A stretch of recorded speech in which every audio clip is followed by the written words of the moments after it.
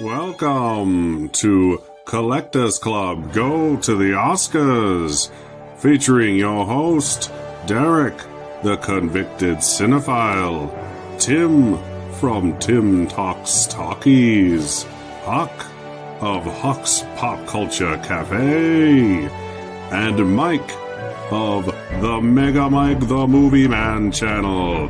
Now here is the Collectors Club. Oscars, woohoo! That was brilliant. My original concept was much more elaborate, but I'm like, yeah, that works. I'm going to get dinged for using music for 5 seconds. Yes, welcome to Collectors Club Go to the Oscars. It's obvious because I'm wearing my Jason Part 5 shirt. Yes, we'll be going over why we love award season, Oscar collectibles, as I call them, recommendations to you, the audience, of the new and old flavor, and other stuff like that. So I'm just going to pop into the comments quick before we forget, because that's what I do. Scrolling up here. That's me. I don't need to be on there. Tony's here. Thanks for coming in, Tony. Welcome to the Oscorbs. Kitten Paws, yes, very. Yeah, we look much better in the photoshopped image I made than right now. I think who are those? I think those are like the 4 guys who won for visual effects for Lord of the Rings, because it was the only group of 4 guys holding Oscars I could find together. So I was like, that'll work. Holland is here. Holland. Tiana, hashtag #1 fan, is here. Wonderful as always. Sarah popped in. Hello to you. Hello, as well. Sarah. Huck saying hi to people, but I'm not going to show that because you're already here.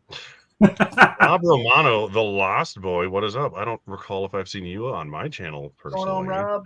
I know who Rob is. Rob's awesome. Good. Mm-hmm. Well, good. And we'll keep him around. I'll trust you. Derek from Pure Hangout is here. Happy Oscar season to you as well, sir. All right. Scroll down to him. All right. Everyone has said anything so far that isn't hello to each other.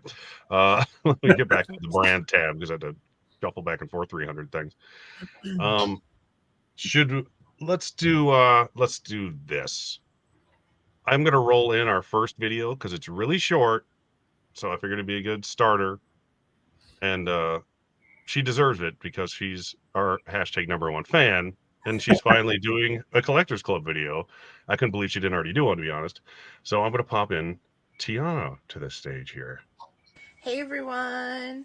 If you do not know me, I am Tiana Loves Movies, and I am a huge Collectors Club fan, hashtag #1 fan. Or the merch. I was asked to do a video of a few things that I collect, and one of them is I like to collect VHS. Yes! Nice. Steelbooks. Star Trek. Collecting DVDs. 4Ks. That's my huge collection, and like behind me you can see it too.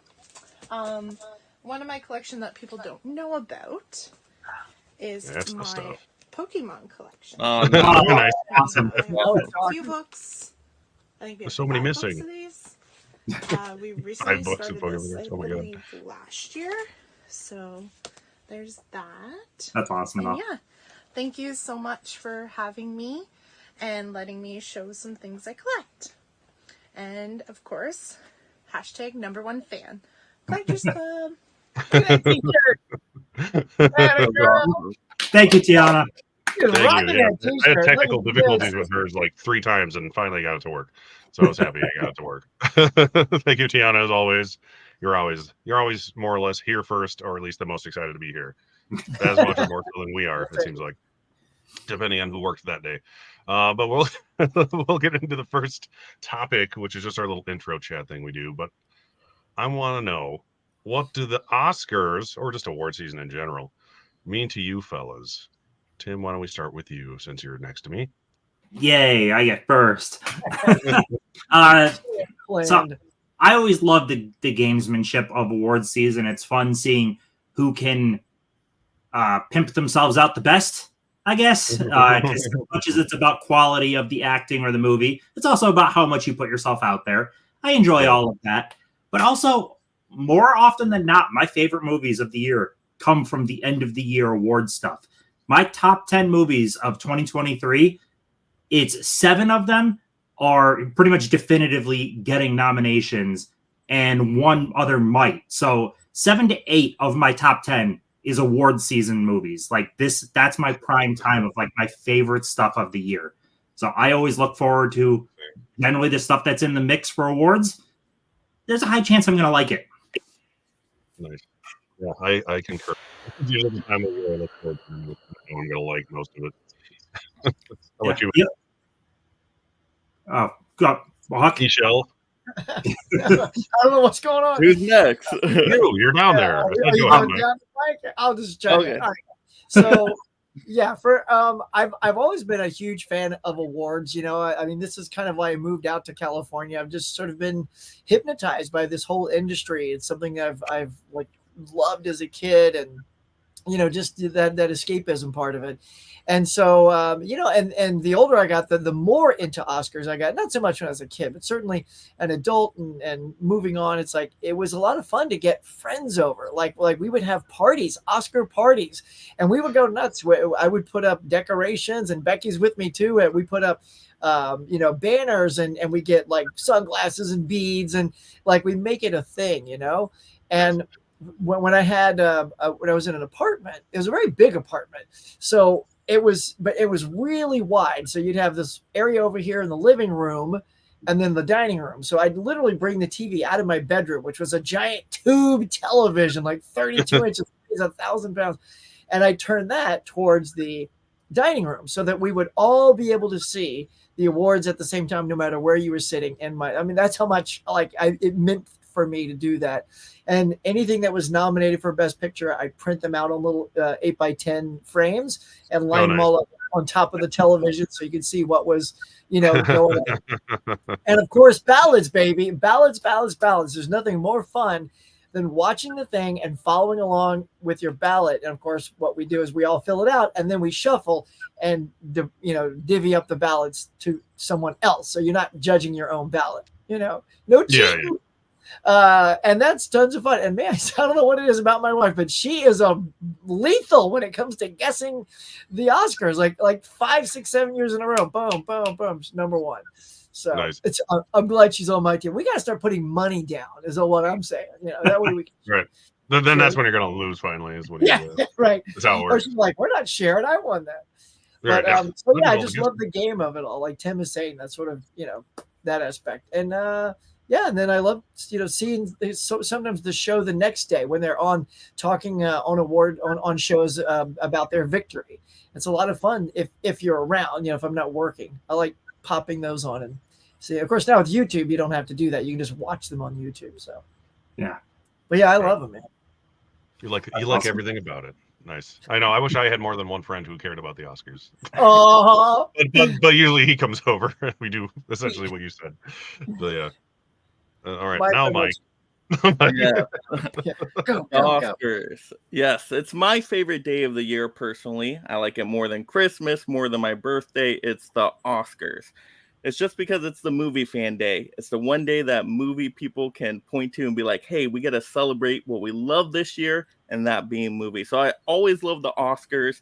Yes, there are some negatives to the Oscars. I will say I would love if they supported more popular movies, because they really are the art house drama movies mostly get celebrated. Once in a while, you get a few popular movies in there, but that's why I had to create the Populars Award show to kind of, you know, shine a light on more movies that I see in a year. And then this year, I'm a little disappointed with how the nominees are probably going to go. So this might be my least favorite Oscars of them all, because there's not like one nominee where I'm like, I love that movie this year. It's one of my top 10 favorites. Most of them I'm like, solid to mid to one I absolutely despise. But Tim, you love that. I actually, besides Maestro, this is one of my favorite years as of recent. Like I'm pretty happy with who's lining up so far. So again, Mike and I are like polar opposites on stuff. Well, Maestro is Mike's favorite. So. I hated Maestro. Yeah, we'll get there later. But yeah. Anything else, Mike? Is that the gist? I don't want to interrupt you if you're not done. Yes. Oscars is awesome. Now, does anybody else does anybody else, even if you're by yourself, do you still do you ballots? Do you do the ballots? Is that we do them? I have, yeah. There's 4 of us in the house that watch it, and we do the ballots. But nice. Yeah, I've done it.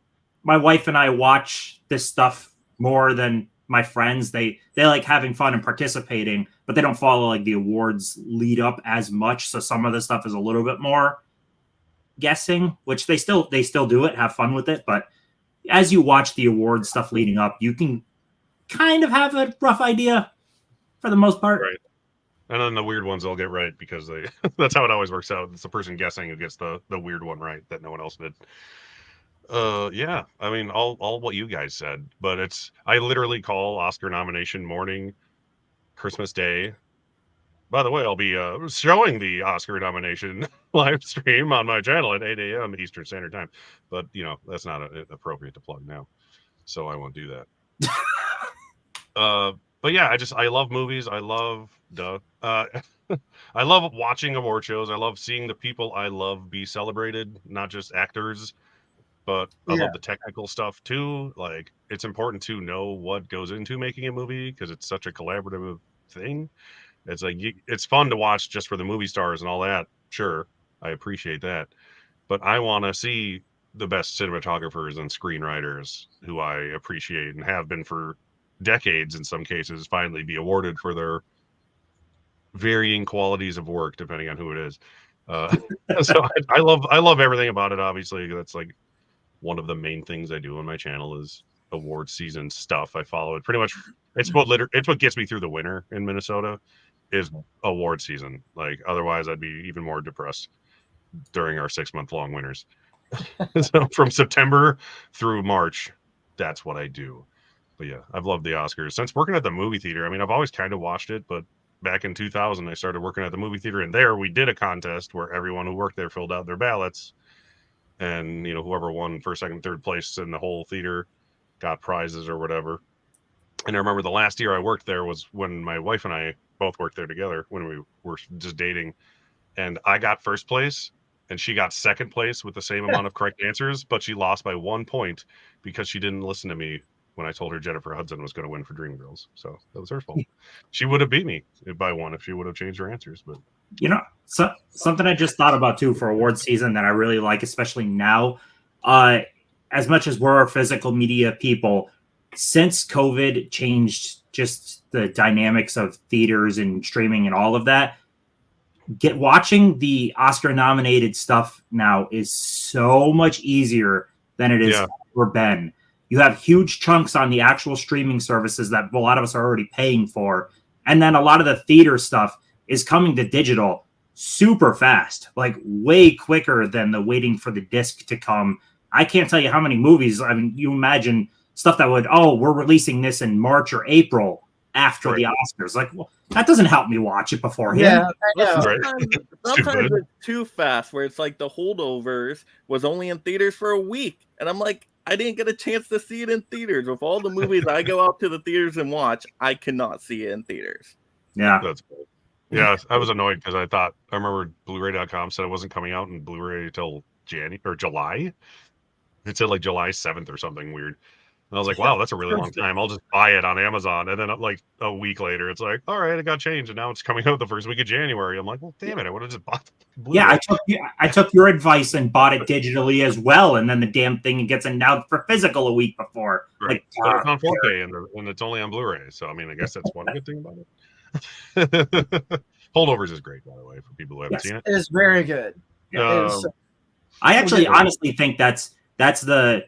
I'm not even call it dark horse. I honestly think that could win Best Picture. I think there's going to be a lot of, decisions between Oppenheimer and some of the other stuff, and then Holdovers just kind of swoops in because it'll be on so many lists. Yeah, it's probably my second choice if I were to pick something like likely. Yeah, sometimes those smaller ones end up surprising you. Oppenheimer, I think, is definitely like the favorite right now. Yeah. But yeah, but sometimes, you know, that the heat wears off of the favorite, and then the new thing that's out there, everyone's seeing right now, totally has effect. Yeah. Yeah. The late surge effect and / the front runner fatigue or whatever you want to call it. It happened to La La Land. It can happen to anybody, right? Oh, that La La Land, that's still It can happen to anybody. I had to bring that up because it's funny to me. Great. Let's show up on a sore note. Let's go. Hey, they're both good movies at least, right? All right, I'm going to pop back into the comments quick before we do the next thing here. To see if anyone else is popping up. Who's popping? Who's popping here? There's one. What it means to take time off on social media because it's distracting when I get home from the daily week of messaging subscribers. Yeah, we're all famous. You know what that's like, right? Yeah, we're all famous. Yeah. We're all YouTubers, right there. Congratulations on 500, and thanks for sharing the stream on Instagram. Really appreciate it. Fish, nice. And everyone else is excited. Fish is here, as you can see. I think people just love it because there's an emoji for fish. That's great. I don't think anyone there's else no tab emoji, no hockey emoji. No. All right, but on to our second thing. I'm going to roll in the second guest here first because it's very collectible heavy, and we're going to do collectibles next. So I'll just do that. This is Mr. Derek from Pure Hangout is here to join us today. There you are, Collectors Club. I just want to say thank you so much for having me on this very special Oscar-themed episode to show my complete Best Picture collection on physical media, starting all the way with Wings, the very first Best Picture winner, all the way to everything, everywhere, all at once. I think it's great. Hold on. Wait a second. I'm getting something here. Yeah. It's the Collectors. Yeah. Can you you don't need to show that. You don't want me to show my Oscar collection, my Best Picture collection. No, show your Beast. We've seen all your You want me to show my Beast collection? Yeah. Like X-Men really Beast? Cool. Yeah. I just set all this up. I'm wearing a gold tie. I don't care. Just show your Beast. Okay. Hey, I love the X-Men. I love you guys. We'll do it. Let's go. Oh yeah, that's right. All right, and with the wardrobe change, here we are to talk about Beast. Hank McCoy from Dunphy, Illinois, member of the X-Men, that blue furball. Here, let's go take a look at this collection behind me. So I guess I'll start off with my latest item, this right here, this resin bust, which is modeled sort of after the animated series version, the 90s version of Beast. And I haven't unboxed this yet. I got it for Christmas, but I'm going to eventually unbox that in a video, but I do have it here.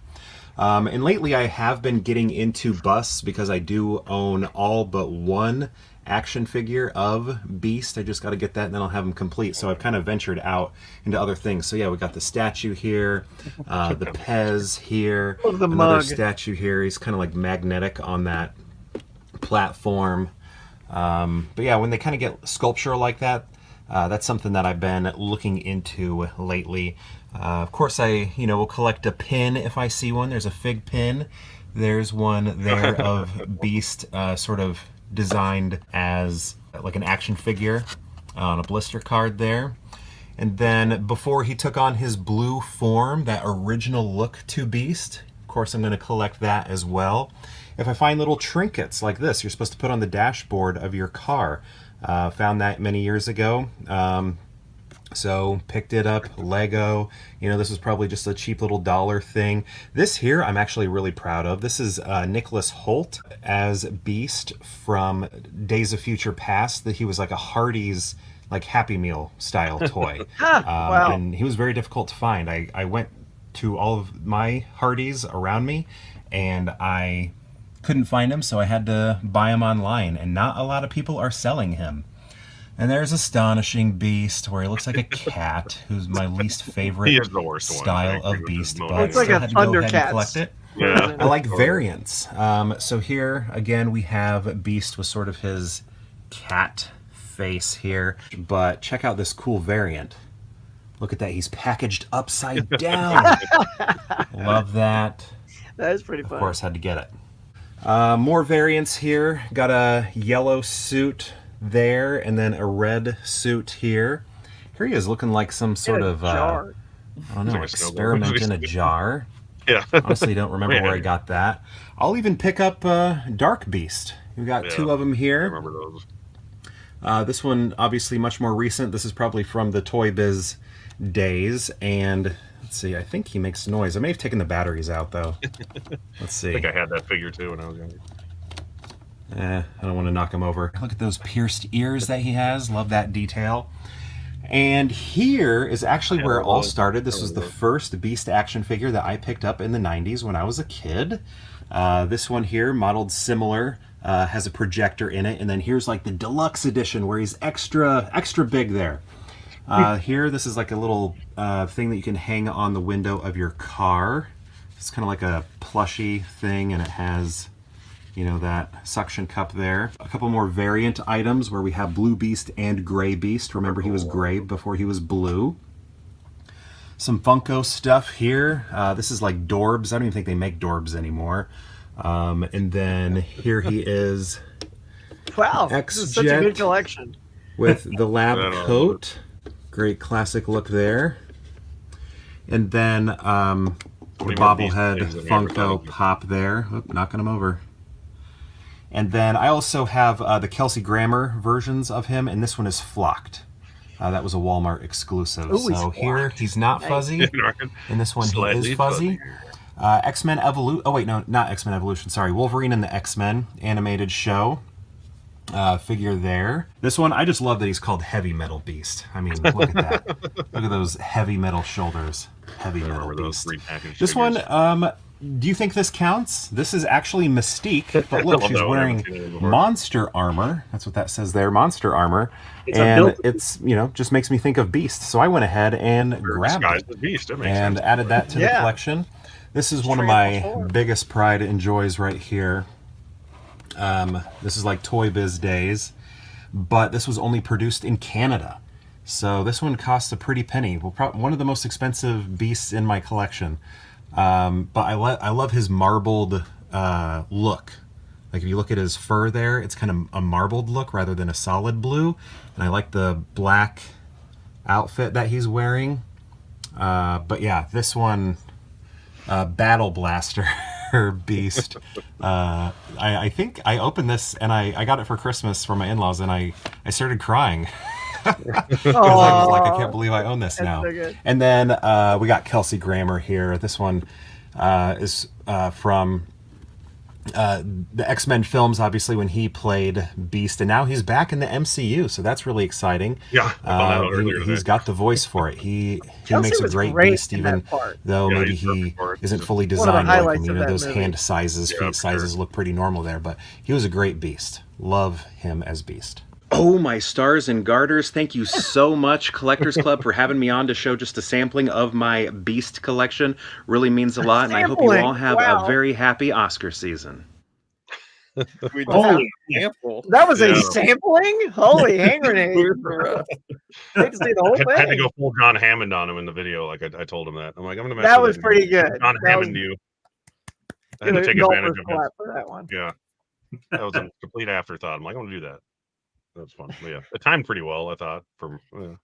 Did I practice well enough to time it okay? You did good enough. Yeah. Did well enough to make it funny. That's the goal. I love the FBI earpiece. What? Huh? Yeah.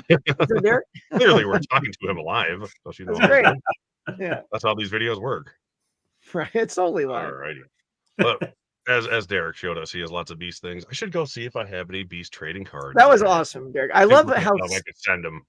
Specific and dialed in it is just Beast, you know, because we get so caught up in like gotta get all the X-Men and that kind of stuff that I applaud someone who just dials in one thing and gets a lot of that. That's super cool. Yeah, plus Beast is awesome, so that helps.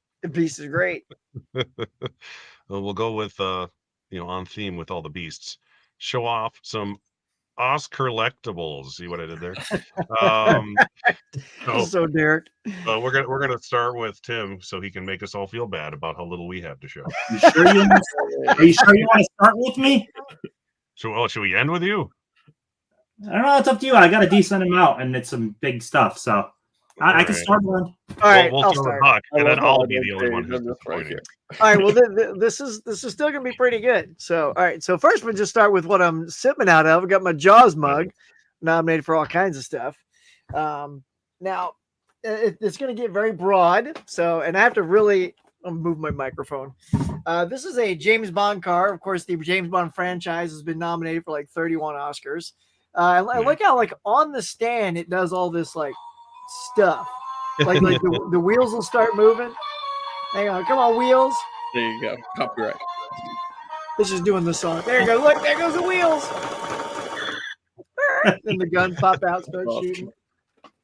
Nominated for only one Oscar, but there it is. It's Forbidden Planet. Got that Robbie the Robot looking sweet. That thing's cool. You got it at Walmart, right? That's where I got mine. Yeah, probably a long time ago too, but it just looks so good in the box, y'all. Yep. I'm taking it out too. I've walked him around the house, you know, told my life stories. Oh, Robbie the Robot. And I loved, back in the day, I got those the big 12-inch Star Wars stuff. But then when they actually got, you can tell I take my stuff out. Then they got really good. So here's like this Boba Fett. Look at this Boss Boba Fett. Look, he's already been like out of the box, y'all, because that's how I roll. But like the details so good on these, like, and I just grabbed the one, and I have like 12-inch figures of all the like original Star Wars characters. And the Boba Fett one was a special, like the early one. It was just, he moved more than the other. The other ones just had like, the arm that went like that. There was no elbow bend, and Boba Fett was the only one that bent. So upgraded that. Respect for being an out-of-box collector, by the way. Oh man, yeah, I gotta play with that stuff. To go along with the James Bond stuff, I got the James Bond Seen It. Oh, that's awesome. I would lose at that in a heartbeat. Which is and of course, like no one plays this with me. I literally play it alone. No one's like, I don't know Bond enough to play that. And of course, let me get over to this table. Got to show you my Lego Oscar. Oh, yeah, great. I know I've showed this all before, but this is too fitting for this particular thing. My buddy Joe went to the Academy, the movie Academy, and they sell these at there, and so he got it for me. So got that there. Cool. And of course, if you're going to be on Hollywood Boulevard, you've got to have your own little Oscar. So there it is. I'd like to thank the Academy for picking me. Now, nominated for Academy Award was Speed for a lot and won like editing and effects, sound effects, and all that. So here it is. I found it. My Keanu Reeves autograph, the one I tell you guys about.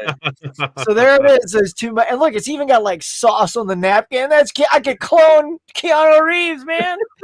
It says to my bogus buddy Brian, party on, Keanu Reeves. And awesome. I literally like found this today and put it in the frame for you guys. You know what's funny? I just picked up a record for his band. He signed a whole bunch of them. He got rid of the whole Ianu part. Like he basically just does a K and an R for the most part. Oh, like really? You have a full signature. He doesn't do that anymore. Yeah, I was back when he cared. Of course, Academy Award winner Ron Howard, a little autograph there with his buddy Fonz. Love that. Nice. And now, of course, who doesn't love Back to the Future? Nominated for several things. You got to have the newspaper, y'all. Oh, that's awesome. When this came out, like, it's the USA Today. So super cool. Love that. And of course, speaking of Back to the Future, I got socks for Back to the Future. And I got socks for Jaws. Of course, you gotta have somewhere in your collection a slate, doing that. And while this may or may not be a collectible, I kind of think it is. I got this because it's all the awards versions. Yeah, that's great. Thanks to all you guys showing this off. So love that. What else? I could. Oh, okay. Here you go. Now, winner of the very special makeup effects, Planet of the Apes. We got the original Mego, nice. Planet of the Apes, man. Zira, Cornelius. These guys are awesome. They've been re-released as new figures as well. And I got other ones too, like Zeus and the Gorilla, but I only got so much room right next to me. So love all that. And then of course there's even books. Tim loves books. Yes. I love these kind of like, World of Star Wars, where it's just like a sort of a pictorial view of Star Wars. There's the whole storybook of Star Wars. I just like these old kind of, tells the full story. I just love this kind of stuff. And one more here. So you got the Lord of the Rings here. Even got it, the page flagged. And there's Sir Ian McKellen's autograph right there, y'all. Nice. So we met him at a Barnes and Noble, I think, or some bookstore in Hollywood, like on Sunset. So it was like a real mom and pop kind of shop, but super popular out there. And there was Ian and a bunch of other guys. So, I got a picture of me like looking super dorky with Ian. I'm like, he's like this. And I'm like, ah. And I'm just like, I love it. Ian McKellen threw a goofy face for my photo. That was great. But yeah, so that's just some of the stuff touching movies that have won Oscars that I can fit around me. So there you go. I got one more thing over there. But speaking of collector cards, here, let's see if I can reach it. I know I've shown off collector cards before, like Rocky and stuff like that. But here's like Superman the movie. Oh yeah, those are cool. And it goes through like Superman 2 and 3, just all those kind of good stuff. So, and I do not think there are missing cards here, Derek. So there you go. There better not be. So that's it. Well, all right. My camera's fuzzing out, so it's telling me to go. It's playing you off. Let me That's what I should have done. Made an audio to play people off if they talk too long. Great. Good. Right, Mike, what do you have? All right, so you gotta have little Walt Disney here. Tons of Disney stuff receiving award recognition. So you gotta show Walt, and then of course you gotta have his 100-year camera right here with all the different Disney movies, and I'm sure that is so good. Yeah, Beauty and the Beast is on there, so of course. And then we gotta have a popcorn bucket for Avatar: The Way of Water, right? Nominated for Best Picture and Visual Effects, and the cup to go along with it. All right, and then some pops. You gotta have the Dilophosaurus chase for Jurassic Park. Oh, sweet. All right. Got my Jurassic Park on. You gotta have Heath Ledger's The Joker, right? Receiving Best Supporting Actor, of course. All right, Belle represent Beauty and the Beast, right? First full-length animated film to be nominated for Best Picture, right? Mm-hmm. That's correct.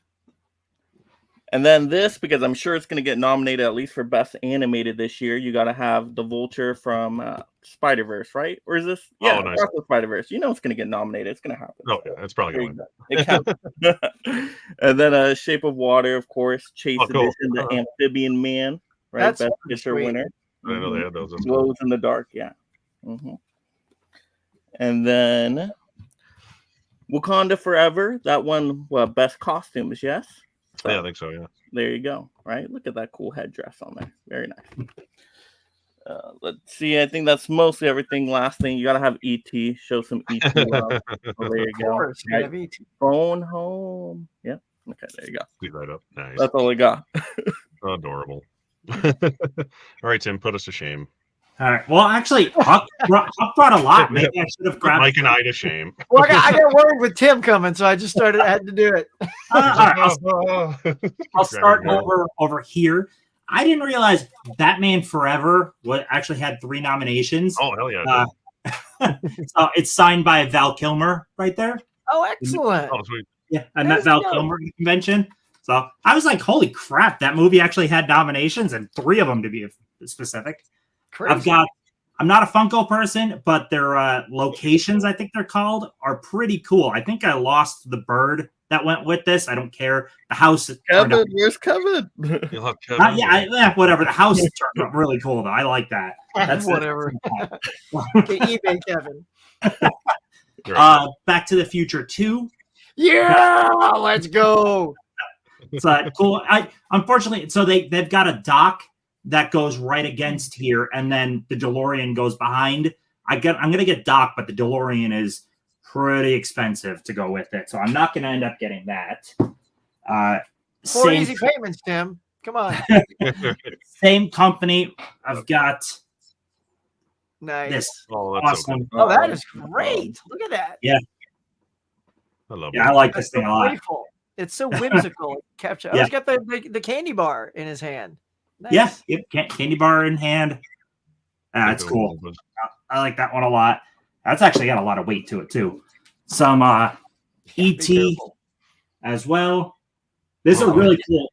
This is an awesome NECA figure. You can still find this thing. It's cool. Like you just attach it to the background, and I think it's pretty neat. It's like a quasi 3D poster. Yeah. Yeah, I was gonna say that's what I thought it was. Kubo, love Kubo. Oh, nice. Yeah, this Kubo's wasn't great. actually. I think they might have made a second run, but this wasn't actually sold to the public at first. This went to like the cast and crew of the movie. I also have a poster that's signed by Travis Knight, who directed it. It was the same deal with that. Oh. Then we've got for some Harry Potter. This thing's big. Oh, Hippogriff Harry or whatever. Potter on Buckbeak. This thing I is, love the energy in the pose of Harry is so good. yeah. This thing, it's no joke. I think it's almost 2 feet wide. Like It looks like it. Nice. it's huge. That's not it, because I got full on statues too, some large ones. So like those were the large ones. no, they were not the large ones. Like if you want to compare, hold on. Careful, Tim. Careful. Don't break Audrey just to compare I get sizes. so worried with you. Oh man, wow. look at that. She's Yeah, like, so that's the comparison wise. And these things aren't small. It's just that this is really big. Luckily, this one's pretty light, so that's why I can handle it with one hand. But yeah, I can always handle Audrey. With one hand too. that looks great, Tim. Yeah. Don't even need both the hands. I just watched What's Roman nice- Holiday today. So Oh, nice. Oh, I didn't even grab the Roman Holiday because I just you guys have seen that enough. But Yeah, I love Breakfast at Tiffany's enough. I also have the 1/6 figure Oh, nice. to go with it. And that's great. That's not it on that's not it. No, keep it coming. I've got some Stuff. I got what's his name? Chip, right? Oh, nice. So that's pretty cool. I've got my own fish dude. That would be Dude. We all have our own fish dude. Everyone gets a fish dude. And then I got 2 things left. You guys will get a kick out of this. Suicide Squad. Awesome. Oh, cool. Nice. Great. I can't believe I got to Won an play Oscar. Suicide It's Squad. official. Yeah. That's And then great. I guess it would be the last thing I'm gonna pull now. I could have pulled even more if I realized Huck was gonna grab so much. But No, that's okay. Oh yeah, I gotta have that. Oh yeah. that thing is awesome. And this is heavy as hell. Keto. Yeah, that thing's enormous. Yeah, so this is the same scale as the Audrey statue. So Those are like it's 2 feet tall or so, right? Like 18 inches, 2 feet tall. Like yeah, I think it's like 18, 19, something like that. Yeah. Yeah. And the carpet is actually like carpet. Nice. Yeah, Oh, so that's I think I grabbed enough.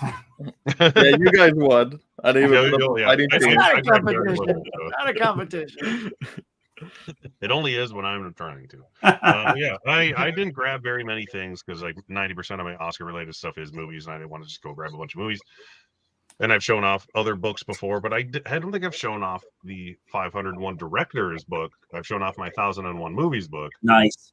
You know, it's got hundreds, And if not more, Oscar nominated directors in here. It's a really cool book. Yeah, you just go through every director's filmography. You got Quentin on the side, Hitch on the back. It's all good stuff. Oh, But yeah, nice. if you like little fact books like that, like the 1001 movies book, it's essentially the 501 directors to watch before you die book.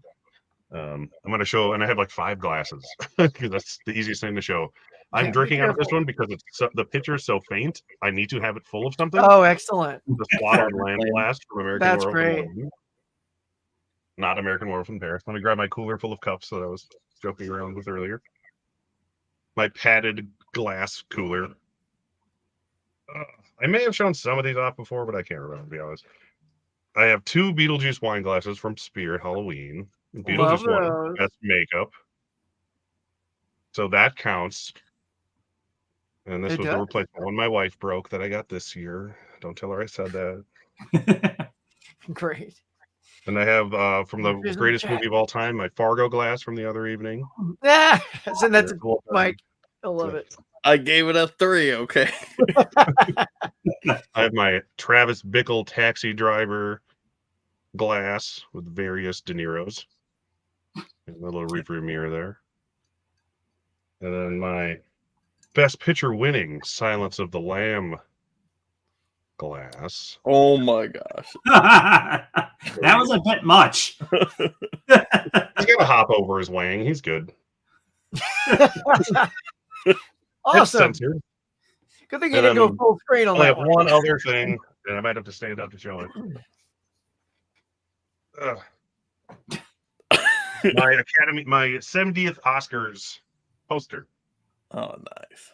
So it's the Titanic year. Trying to see you can see, hold on. So it's every single movie that won Best Picture. This is always hanging in my kitchen. From Wings to Titanic at the 70th Oscars.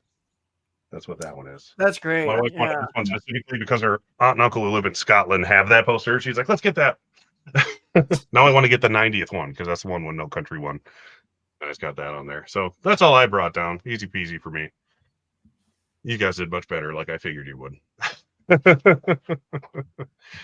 Okay. Well, we have like 50 comments. I'm going to read those. All right. Beasts. Yeah, I gotta love the beasts. Those beasts are great. That was a collection. Jeez. Yeah. This is great, isn't it, Fish? I agree. All right. There's Derek himself. Yeah, it worked out well enough, right? Trying to pause you, pretend to pause you like I'm talking. Yeah. Good job, Derek. I agree. We didn't even plan that. I just did that out of convenience. You good. You do have cards. I was gonna say if you need some beast cards, I might have some for you. I forget the cards. He has animation cells. Yeah, those are even cooler. Yeah, that's cooler. Well, we'll have you on again. You can show those. Yes, thanks for doing that, Derek. It was a beefy video, but I'm like, we only had the 2 guest videos this time around, so I'm like, I don't care if it's a little longer. It's good. Laren is here. Hello, sir. What's up, Laren? Popping in. Collector movie man. Yeah, that James Bond card was. Yeah, that's cool. Anything that goes bullets and everything. Yeah. Does it shoot little miniature bullets? That would be awesome. No, it just lights up. Like they actually pop out. They and then they light up red and then nice. Go back there. Cool. That's adorable. It's cool that you got a picture with Ian McKellen. I agree. That's awesome. My friend was working in New Zealand for a few months on Rise of the Apes right when they were doing The Hobbit. So he was just hanging around the studio with like Gandalf. Oh yeah, costume on all the time. He's like, yeah, it's like McKellen. He was walking around as Gandalf. I'm like, oh, that's awesome. I love Shape of Water too. Oh, it's so awesome. good. It's one that's misunderstood. I feel. Oh, she is listening. There's the wife. That's not good. Oh God. Great stuff, guys. She must be talking to the 3 of you. I agree. And Tiana likes the poster. I need more Oscar posters. And Mel's here. How you doing, Mel? Thanks for popping in. Hey, Mel. All righty. That is all the new folks and things that I saw. All right. Next is the Cinematic Attic. Bam. Look at that. Got Oscar posters. I really, really tried hard to call it Cinema Academy Attic, and I could not get that to fit.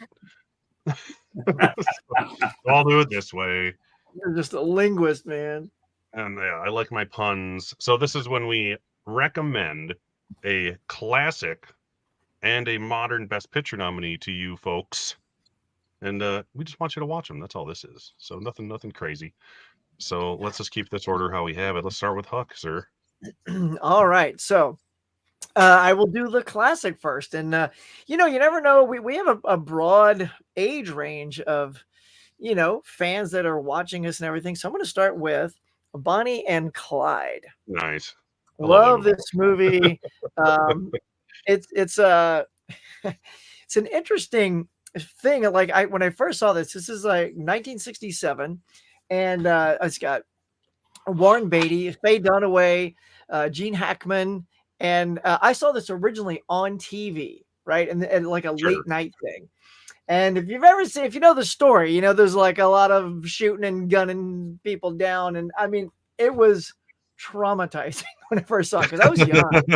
And like there's a scene, I'll just say there's a scene that just is jaw-dropping in how real it feels. But so Faye Dunaway, she plays Bonnie Parker. She's a waitress, and Beatty is Clyde Barrow, who's the convict, and she gets sort of swept up in his world.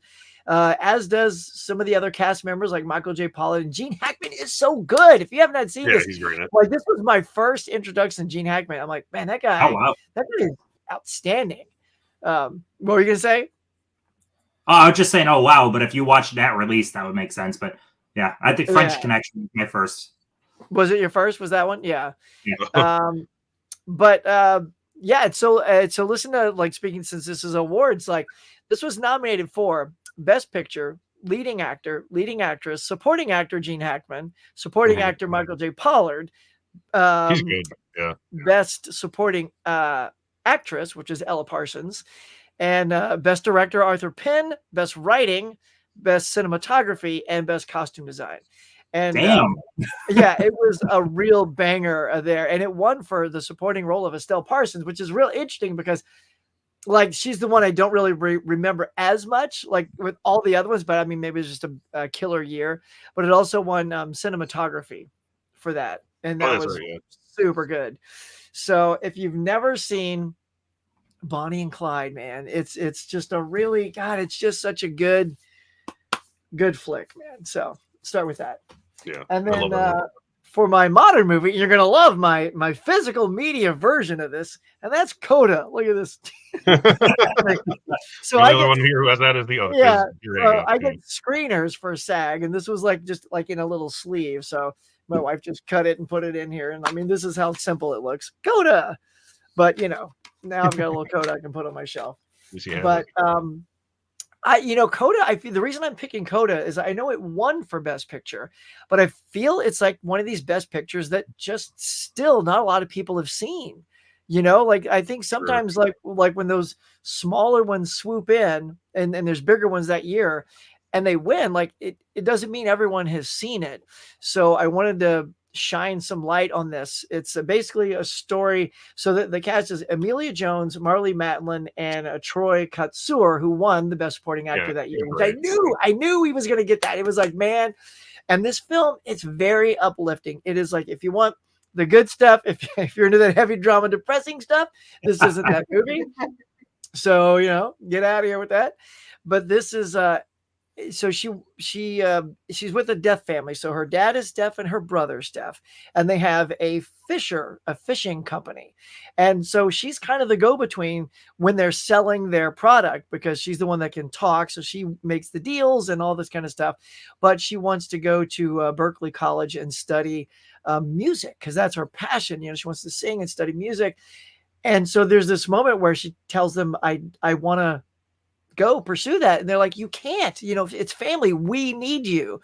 And then there's this real like dramatic element of her wanting to do what she wants to do, but also being there for her family. And it's just, oh my gosh, it's really, really good, y'all. So if you haven't seen Coda, I do feel like it's just a film, despite its win, no one has seen, or very few people have seen.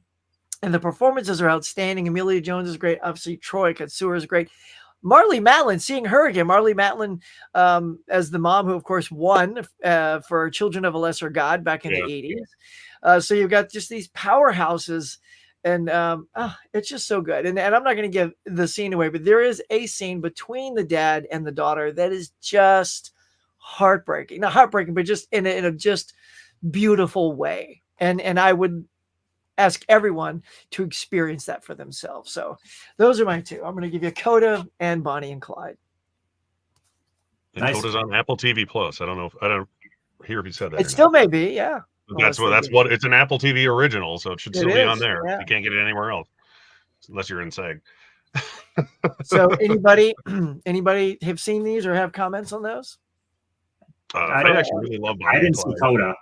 Oh, Coda's amazing! Oh my god! Damn, I want you to get on that. I'll get to Coda at some point. You'll buy it when it comes out. Just get that like German 4K. Great. I haven't seen a Bonnie and Clyde though, but you've convinced me now. I got to check it out. It's a good old-fashioned bank robbing movie back when violence in movies wasn't a thing. That's why it traumatized Little Huck. So, and Gene Wilder's in it. You didn't mention Gene Wilder's in it too. Oh God, yeah. Yeah, it's got both Genes. But yeah, they're both really good. I love Bonnie and Clyde. That was one of my favorite movies I watched when I was in film history class, and like everyone loved that one. I have that same digibook. Yes, but before Goodfellas and Godfather, there was Bonnie and Clyde. Yep. All right, Michael, what do you got? All right, so let's go for a classic movie first. And I don't own this one. I should own the Blu-ray. You can get it on physical media. It's going to be You Can't Take It With You, which won Best Picture, I believe, in 1938. I caught it streaming when it was on HBO, no, Max, whatever they called it before it is what it is now. When it was streaming and then it disappeared. But anyway, I was super impressed with this movie. It's, of course, very classic, black and white type of movie. It's a romantic comedy, though. But basically, the storyline here is you have these two different families, way different. You have this family that's more the snobby rich people, and then you have the other family, which is more like fun and eccentric. And then, of course, you got the kids that want to, fall in love and all that good stuff. And so they're going to meet each other's families, and then all sorts of, screwball shenanigans ensue. So I just really like the plot of that movie. I like the themes and messages with the title. Obviously, you understand you can't take it with you. It's more important to do what you love and, have a good time, because I think one of the scenes at the beginning is the dad, like, he's in some financial thing, right? Office job. And he leaves to go make toys now, something he loves. He becomes a toy maker. And then that's what his family's, all about, just doing their passion, following what they love. And as like YouTubers and movie fans, we can definitely understand that. So I watched it at that perfect time where it's like, man, I'm feeling this movie. I got to follow my passions here, people. So yeah, it was just speaking to me at that time. So yeah, I really, really like that. And nobody talks about it. Like when you hear the classic movies, that one never is brought up. Have you guys Huck, have you even heard You Can't Take It With You? Have you heard of that one? I've heard of it because you've mentioned it before, but I've never seen it. Yeah. Exactly. Yeah, I've heard of it too, but I haven't seen it. I'm pretty sure I haven't. It doesn't get talked about. And all these other movies. Not for you. I have no. Things gets mentioned. I'm like, oh my gosh. Things only gets mentioned because it was number one. That's the only reason. Yeah. Right.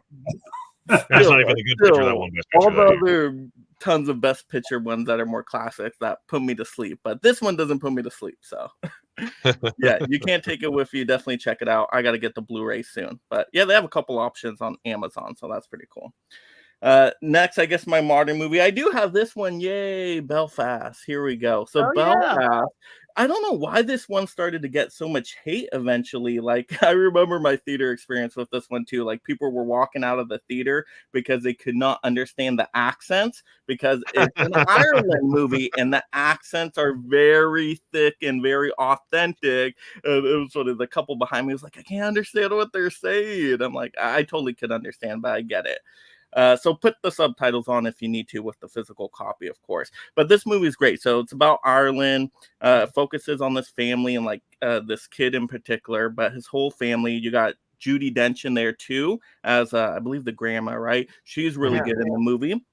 But basically, it's directed by Kenneth Branagh. It's like his own personal story, I believe, which makes it really, really cool. And it's about when Ireland was going through all these different troubles and like religions of Catholic and Protestants kind of at like battle war with each other in a way, like there's riots going on, things like that. And the family has to decide, are they going to leave the country and then start anew?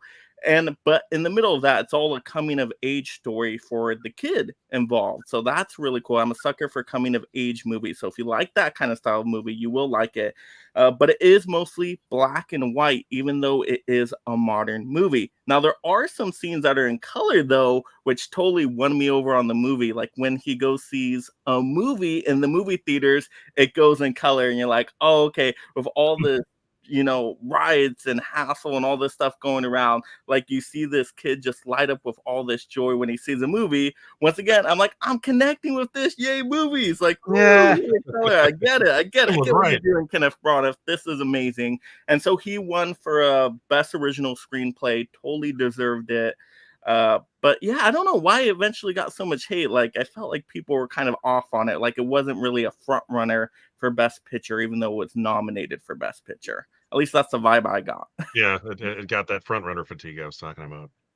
It was everyone's favorite right away, and then everyone stopped caring about it 2 months later. Oh, it's so good. It is a good movie. All the performances are great. Oh, yeah. The thick accents were my favorite thing in the movie. Yeah, like it puts you in the location. So I like that. I love this hilarious characters. But Tim's like, I have not seen it. You got to get on it, Tim. I'm telling you. I know the accents might be a little bit short and tough. cheap. But You should buy it. I'll tell you, you'll love it. I think you'll really like it. I'll get to it at some point, unless you guys recommend it. I get to it sooner, but I'll get to it at some point. Put it in the list. It's somewhere behind Coda. I bought it because it came out early that year. Yeah, so I bought it before the Oscars. I'm like, I might as well just buy it because I knew it was getting nominated. Yeah. Belfast. Yeah. Heavy accents on that one. Katrina Belf is good in it, and Jamie Dornan. I can never remember the actor who was nominated for supporting actor who's at 8,000 movies, and I can never think of his name. But he was really good in it. I like him a lot. Google that. Google who that guy is for me, internet. All right, Tim, what do you got for us? All right, so for the classic, I'm going super, super deep cut, going with Alice Adams.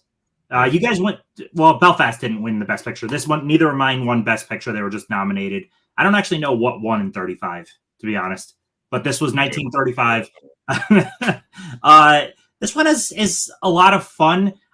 When I finished it, I was kind of like, why was this nominated for Best Picture? It might have been a kind of a weak year, but it doesn't mean it's not a good movie. It's fun. It's a Katharine Hepburn plays they call her poor. She's more like middle class girl that wants to fit in with the rich people and find a man. No man wants to touch her or be near her because ew, not enough money. So she struggles with meeting men. She ends up meeting a man played by Fred McMurray, and the entire movie is basically her lying that she's rich.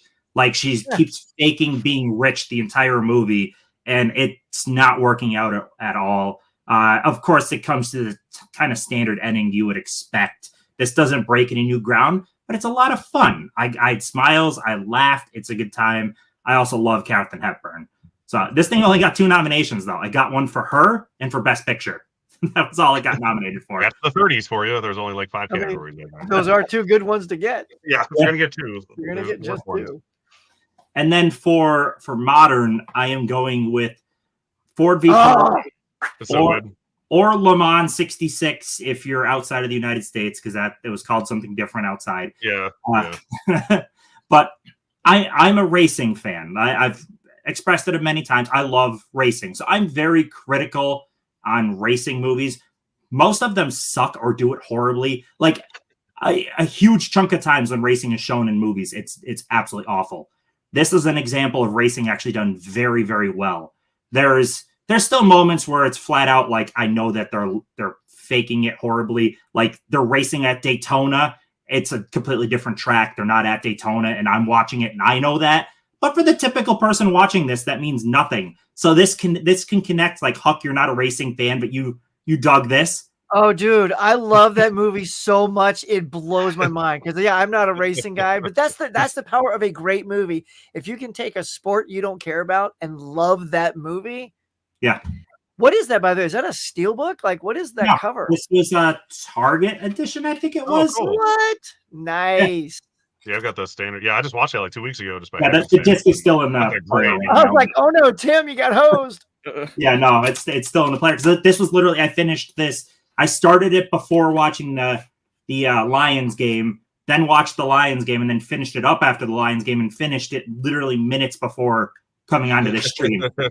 I've seen it like 3 times already, but it is just so good. The performances are great. The sound design is phenomenal. Like I said, what matters most to me is the racing is actually filmed and shown well. I can only name on one hand the amount of movies that actually show racing in a good light and are good, and Talladega Nights ain't freaking it. I think that was on purpose. Yeah, I wouldn't be high on my racing list. Yeah. So yeah, this does an amazing job. It actually tells the story pretty well. Ken Miles was legitimately great. He did 1 NASCAR race. I'm a big NASCAR guy. He did 1. But yeah, I loved this. I thought it was fantastic. This felt like it kind of just was there at the Oscars, essentially. Yeah. It won some technical stuff. And then people just, it's gone. No one really cares anymore. But I think it's great.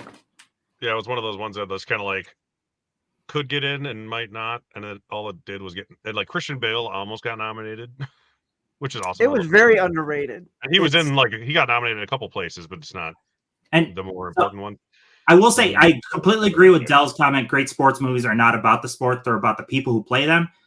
Agreed, yeah, exactly. But you still have to show the sport you can't be terrible at it too at the same time. So like it has to be a hand in hand. Like I still feel like if this did an awful job at everything involving racing, then it's not really to me a good racing movie. Like it's not really telling the proper story. Do you know what I'm saying? It just did a good job of showing both the racing and being compelling. So I mean I get the people matter, but like you still have to show the sport well too. Right. It's like Rocky showing boxing really well, but it's all about the characters, and the blend is perfect. Yeah. Mm-hmm. Yeah. Ferdy Ferrari's great. Yeah. And I think it won editing and sound editing. That's what it won. Okay. I was debating using this one as my classic, and then I remembered it's over 50 years old, and it just doesn't seem that old to me. So I'm going to count it. And that is one of my favorites. My favorite George Lucas movie. No, not Star Wars, because that's too obvious. That would be Amgraph, as Huck and I call it. Yes, Amgraph. Let's go. Go grab this if you still have it, because it's they won't be around much longer. I know. Mike, you like coming of age movies? Have you seen this one? It's amazing. Yes. Good. Oh, you liked it? Okay. Course, yeah. I was like, I recommend it to Coming of age you. story. Yeah. Speaking of great movies that involve racing, there you go. Yeah. Little pre-racing. But you get, baby Ron Howard and baby Richard Dreyfuss and Harrison Ford, and it's just like an all-in-one night, kind of, but not quite in real time movie with these friends who just finished high school and they're about to go to college, realizing do they want to go to college or not? And characters change their minds, some don't change their minds, some relationships end, some start. It's one of the very few like coming of age relationship movies I dig because it's just really well made and it's ahead of its time in the way it was written. A lot of movies weren't. Most movies just had plot. Here they are. They didn't have like an all-in-one evening bouncing back between different groups of characters concurrently between a thing going on that often. So that's why I liked it. And I brought up because you did. I'm like, oh yeah, I should bring up the Oscars. It was nominated for Best Picture, obviously, because that's why we picked these. But it was nominated for Best Director for George Lucas, actress in a supporting role for Candy Clark. She's hilarious in it. Original screenplay, like I said, great screenplay, and film editing because it bounces back and forth between multiple stories all at once, and Wolfman Jack's in it, so that makes it even better. Yeah, if you haven't seen American Graffiti, it has my favorite soundtrack of any movie ever, potentially. It's an insane soundtrack. It's amazing Lucas got all of those tracks cleared. Yeah, I think he wanted some Elvis in it, but they're like, no. Like their entire budget would have cost like one song. They're like, all right, screw Elvis. So they did everything else, but I like old 60s like doo-wop music, so I love it. So American Graffiti is mine. Like I said, it has a brand new 4K. Make the 4K effect happen for you. Go get American Graffiti on sale now at your local Best Buy or elsewhere. Sponsored by Best Buy. And I picked a racing movie and a sports movie. I didn't even think of that. And my modern one, let me switch my screen here because I have it on two different screens, was nominated, didn't win anything, sadly, for Best Picture, Actor, Supporting Actor, Adapted Screenplay, Film Editing, and Sound Mixing. And that is Bennett Miller's Moneyball. I dug that one a lot. Very good.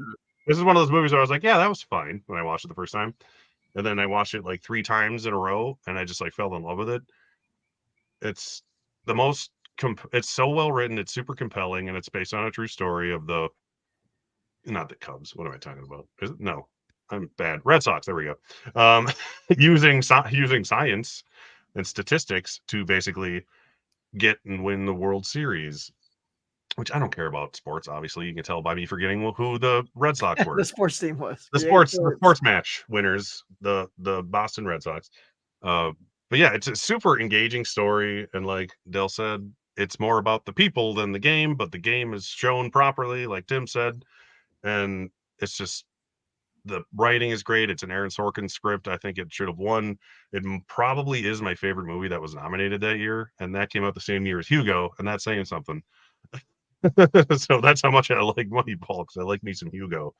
And Brad Pitt is fantastic in it. It's probably my favorite dramatic performance from him, because he's very down to earth but believable. And Jonah Hill showed that he can act in this one, It was his first Oscar nomination, so that was a kind of out of nowhere, really, this is happening situation. But yeah, if you haven't seen Moneyball, I just love it. And it's got Philip Seymour Hoffman in it. It's one of the last few movies he was able to do. And he was also in Bennett Miller's Capote, where he won a few years before. Bennett Miller is a super underappreciated director, I think, because two of his movies got nominated for Best Picture and two different ones got nominated for Best Director. So he knows what he's doing. So anytime he has a movie that comes out, and they're few and far between, I'm always looking forward to them. So if you haven't seen Moneyball, which a lot of people probably have just due to the star power and it's being pretty new, check it out. I love Moneyball so much. And it's Chris Pratt before became Mr. Franchise. Yep, yeah, it was Chris Pratt before I recognized who he was. I thought he was a completely different person, and then I watched it again after him becoming, Star-Lord. I'm like, oh shit, that's Chris Pratt. Yeah. Have you guys seen Moneyball and Amgraph? All you? Yep. Yeah. Good. I was surprised by Moneyball. I was late to the game on that one too, and I'm like, I'll check it out. I'm like, wow, like you're saying, this is why we're sort of letting people know about these. I think a lot of people these slip by, and it's nice to shine some light on them.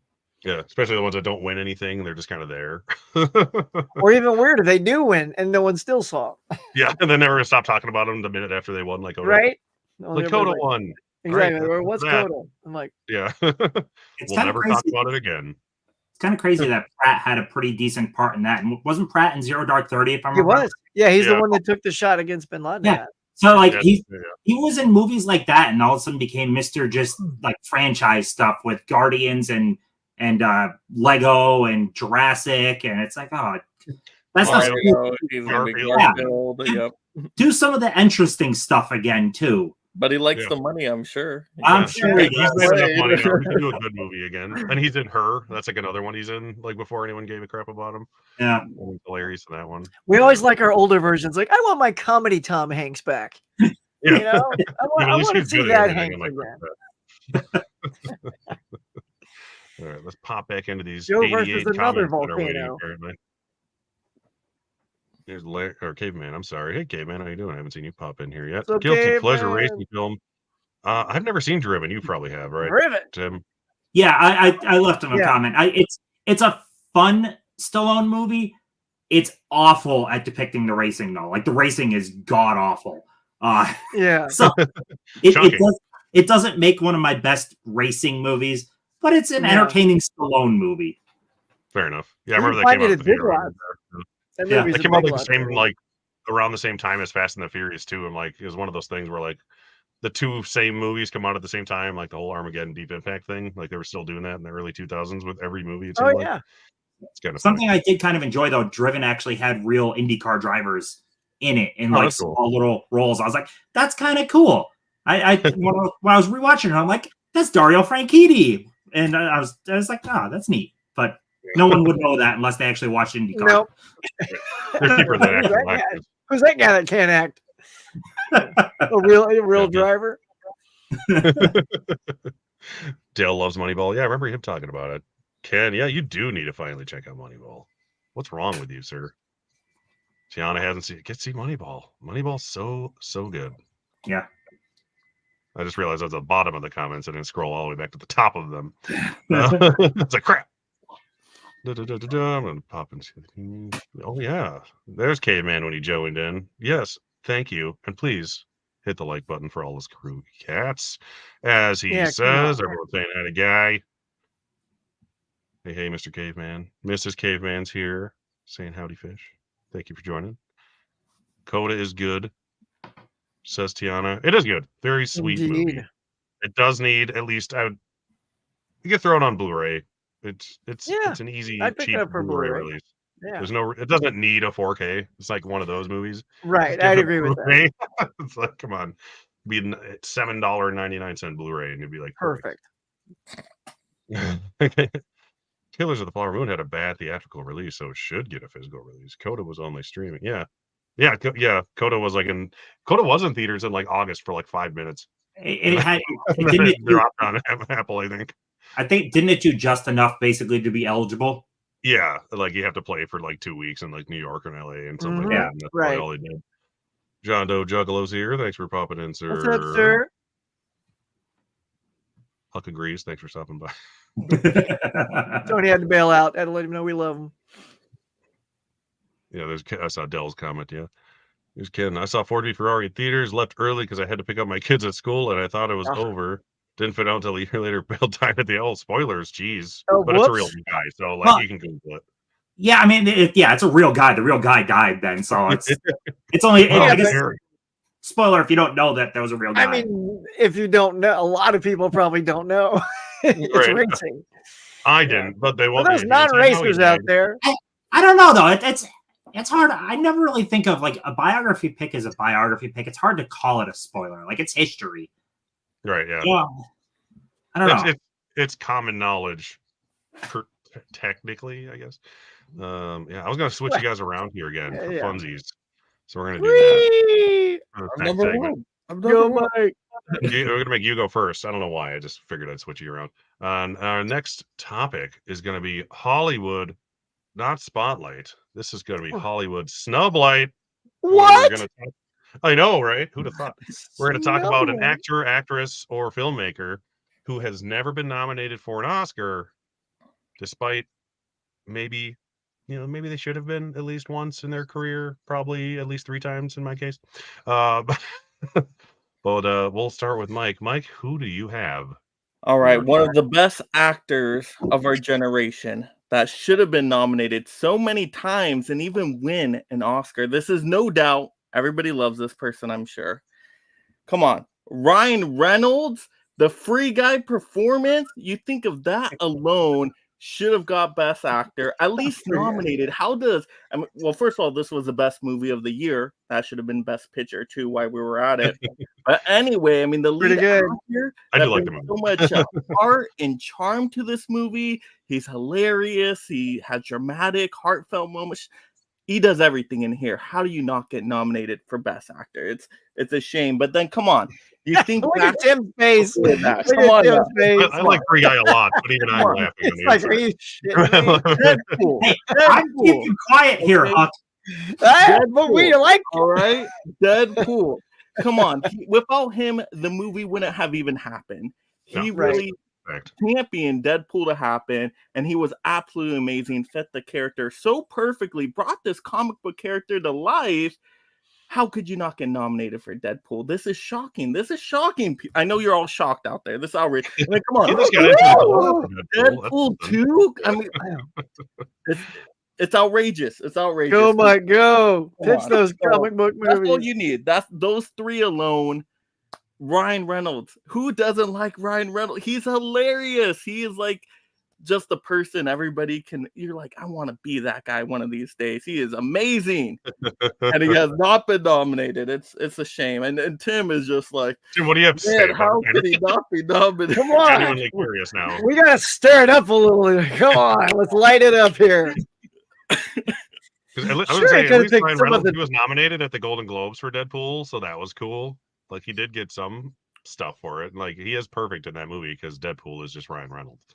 He's perfect. It's a perfect performance. No other performance that year you could be like, that was perfect. So no other performance that year. He lost to Ryan Gosling. Tell me what won that year, and I'll let you know. Yeah, I don't know. I will say this too, Mike, and also comedically, I have to tell you, I was really late to this movie, but the Sandra Bullock, Ryan Reynolds in The Proposal is drop dead hilarious, and Betty White in that. Man, I was busting out laughing. I'm like, this is one of my favorite comedies ever. It's like top 10. So good. All right, you lost me, Huck. At that point, never mind. No, never mind. No more work for him. I'm just joking. It's a romance movie. Like that movie, but everybody else does, so it's okay. Oh, that's right. I forgot. Never mind. Still Van Wilder, but it's pretty good. It's Van Wilder. He should have won Best Actor for Van Wilder. Calm down. That movie's so good. So why are comedic movies not represented? Why are comedic no one can jerk off a dog into so many players like Ryan Reynolds. If there's ever an award for best performance as Ryan Reynolds will absolutely crush it for that. Ask that. Yes. He's so good though. Come on. He's great at being Ryan Reynolds. Oh my God. There's no other Ryan Reynolds out pay to go see him in movies, okay? I mean, People also get paid to see naturally. Naturally. People say to see Vin Diesel, so what does that mean? I know. Vin Diesel's awesome. Okay, we want to talk about shit, I'm out. The Groot voice. Come on, that is best. Okay, actor potential. Okay, this is Tim in 5 seconds. Ready?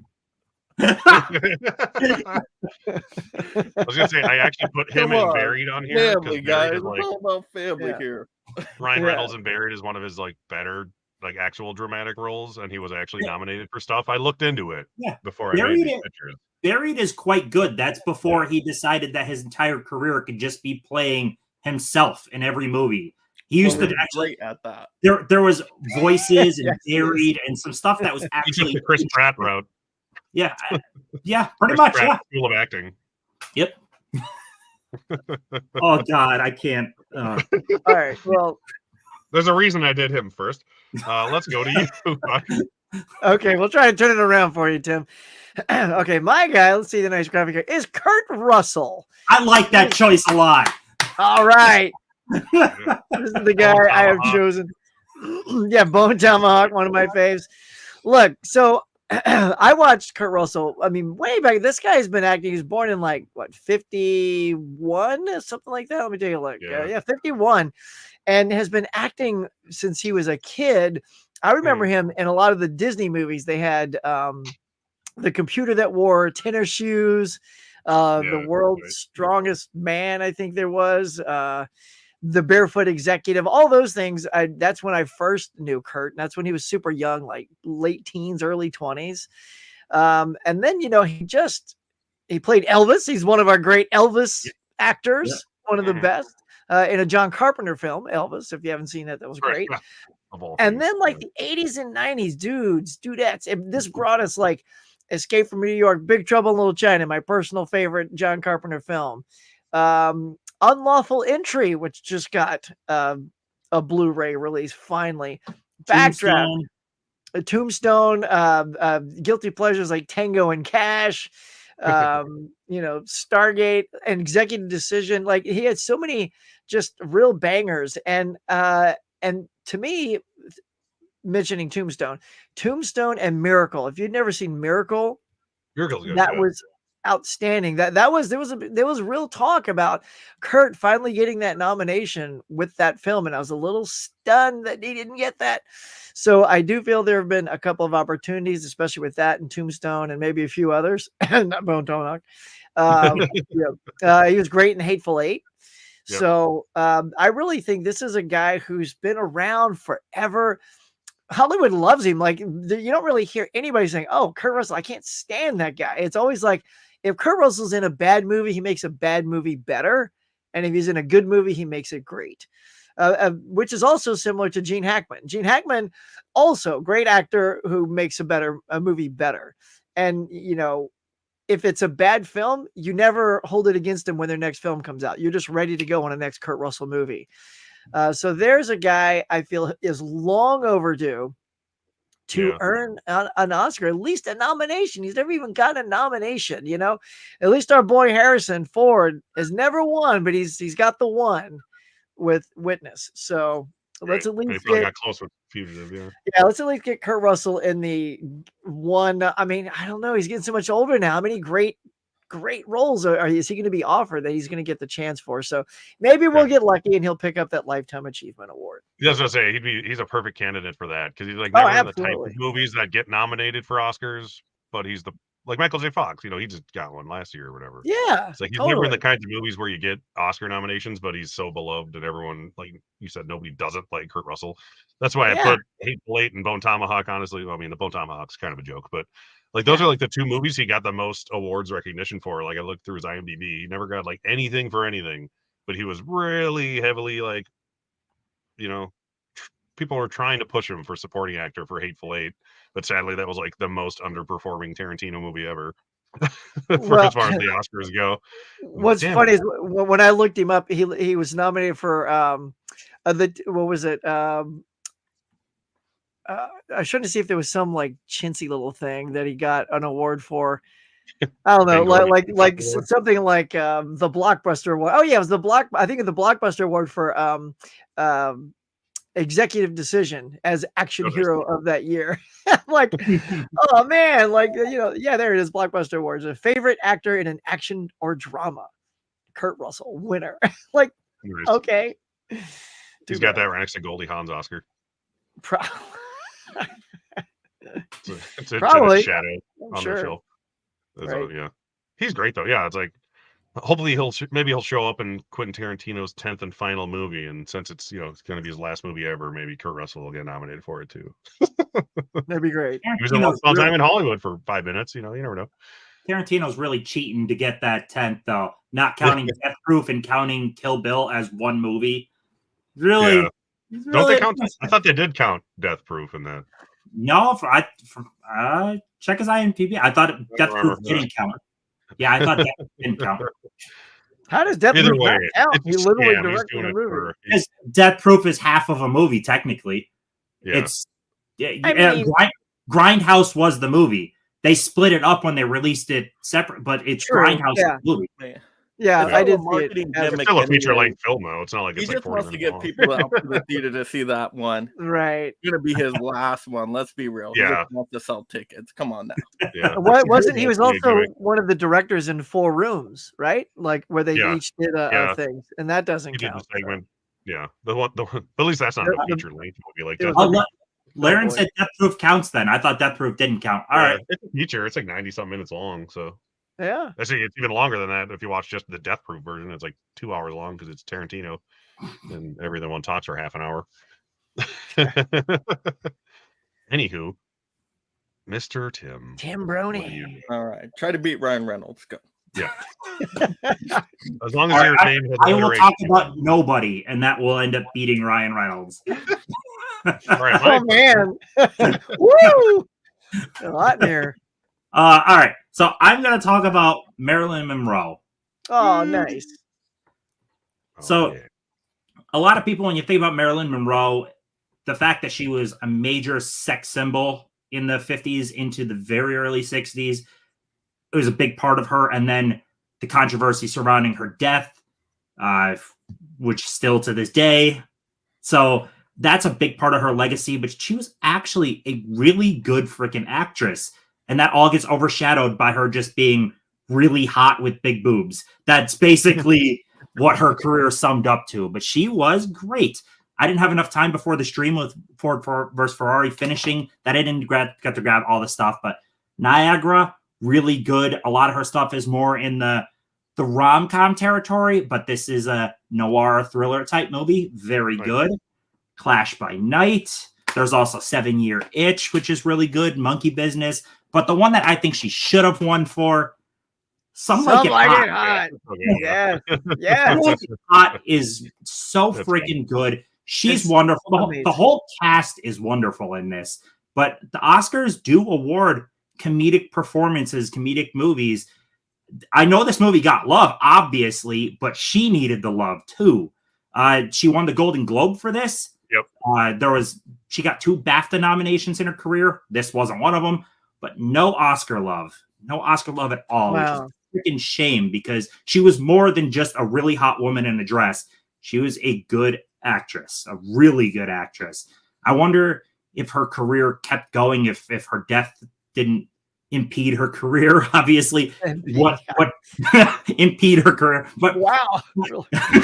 Put the brakes on when she died. What a so wrong. Really put a stop to the career, man. Freaking Oscars. Way to ruin your career, Marilyn. But what would she have went down in history other than just being really hot in the 50s? So I don't know. She was great though. It's a shame we only got one solid decade, and she came from nothing. A lot of actors and actresses, especially, heck, we get it a lot now. But a lot of people come from something, their family legacy. She went from foster house to foster house to foster house. She worked her way up from nothing, which is very, very commendable.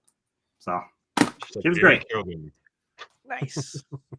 Yeah, she was nominated. I was reading that too. Yeah, that's why the photos I picked or whatever. One, I think the left one is Some Like It Hot. And I forget what the right one was, but it was one of the ones she was nominated for at the BAFTAs. I was surprised she got nominated at the BAFTAs multiple times, to be honest. She just doesn't seem like the kind of actress who would get in at the BAFTAs, especially Right. And none of that stuff translated. She got Globes, BAFTAs, and nothing translated to Oscars. Too bad. It and happens. yes, death did impede her career. Nothing kills a career like death. Moron. Stupid death. Yeah. Speaking of people who are really good at winning Golden Globes that don't translate into Oscar nominations, I'm going to talk about it's an obvious pick, but it's honestly the one that's probably closest to my heart to be legitimate. Mr. James Carey of A Living Color. Nice. He won the Golden Globe for both Truman Show and drama, and he did not get nominated, and it was in drama. That's the thing. If it would have been in comedy and he didn't win, I'd have been like, well, it happens, comedies and Oscars, as we all say. But how does he win in drama, lead actor, and not even get nominated? That's just pathetic. And what I think is an even better performance, which was a comedy winning performance, was Man on the Moon as Andy Kaufman. I swear if you haven't seen that documentary, like Jim and Andy or whatever it is on Netflix, where he's just like literally insane the entire time they were making the movie and was Andy Kaufman, maybe he would have gotten in because he was kind of acting like a prick to literally everybody at that time. That might have cost it to him, the whole being difficult to work with thing. But hey, so was Jared Leto. He won an Oscar, right? And yeah, right. A third one I picked just because it shows it's like his last great dramatic role, which is also kind of funny, was in 2004 with Eternal Sunshine of the Spotless Mind. He got nominated again for multiple things for this, but not the Oscars. That was a really good year too for Oscars, in my opinion, 2004. But Jim Carrey's always been great, and they're always kind of poo-poo comedic actors, welcoming them into the Oscars. Robin Williams is like the one exception. Even when he was still being haha funny Robin Williams, once in a while they would give him an Oscar nomination for a dramatic role, like Dead Poet Society. Yeah, thank you. And Good Morning Vietnam. Good Morning Vietnam. And then they finally, and then was Awakenings that he was in for. I don't think he nominated for that. That was De Niro, but he's in Awakenings, which was nominated for Best Picture. That was really great. I think, and then he finally won for Good Will Hunting in 1997 because it was the one time they shoved him into supporting, and then they were like, "Okay, give it to him." Mm-hmm. So that's what Jim Carrey needs to do. He needs to be in a supporting role in a really good dramatic movie, and then he'll give it to him finally. But yeah, it's a shame. Like he was ignored for 3 of the best performances of the years that they came out.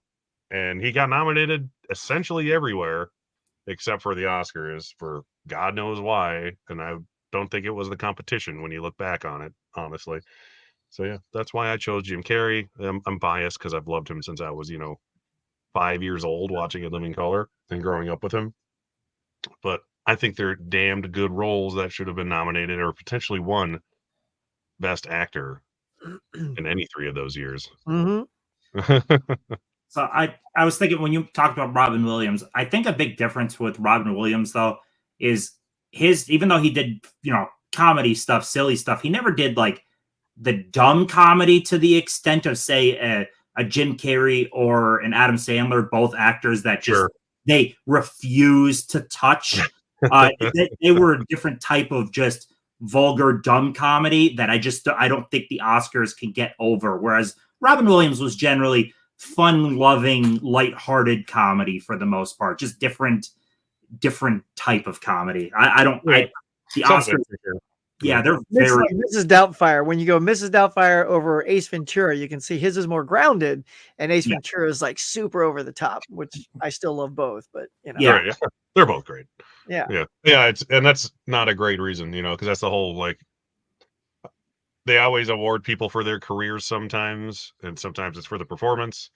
This time they were rejecting someone for their career and overlooking the performance. Which is even much worse. I'd rather you award someone for a great career than reject them for being funny and talking out of their butt in one movie. You know what I mean? Well, 2 movies. Yeah, that's I don't understand with Adam Sandler. Like the guy does most of his career is to be honest. But stuff like Punch Drunk Love is great. Uncut Gems. The movie was not my cup of tea at all, but he was really good in it. He was an idiot in it, but he was really freaking good. Well acted. Well acted. I think people look at all of his Grown Ups and Jack and Jills and stuff like that, and it's just too much. Yeah, I was never a huge fan of his stuff. Carrie, yes, but Adam, no. Although his newer stuff, he's more grounded in his comedy, like the stuff he's doing on Netflix with Jennifer Aniston. Those are much more digestible, because he's not being that Yeah, that guy. Like I Come on. I can't do that. I don't mind those murder mystery things. Is that what they're called? Murder mystery? Yeah, something like that. They're throwaway movies. I didn't hate my time with them. I don't think about them past that. They exist. They were an okay use of an hour and a half. Right. Yeah. They existed for a while. For an hour and a half.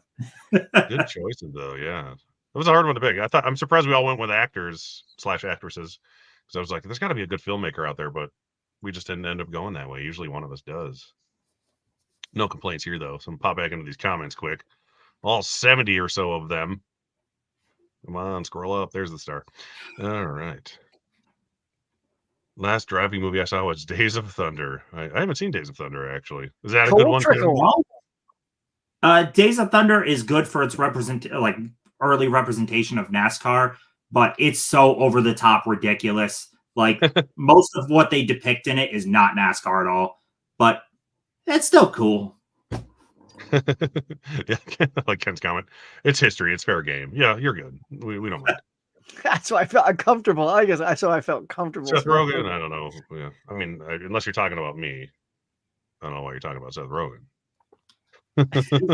he can do drama well. I like Ryan Reynolds, but come on, Mike. Hey, out of the choices tonight, I'm telling you, Ryan Reynolds was, Watch him be the first person out of. I mean, obviously Marilyn Monroe can't, but out of the 3 non-dead folks who didn't ruin their career by dying, watch him be the one to get the Oscar nomination first. Yeah. Well, he is the one young enough to try to get it. Right. That damn death that really stops him, man. Deadpool 3, I'm actually, that's like the only superhero movie I'm excited for anymore. Like I'm as a superhero geek, that's sad that's the only one I'm actually looking forward to anymore.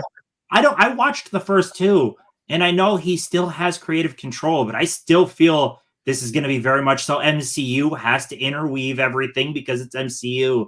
And I'm so over that. I am so over the whole interconnected MCU.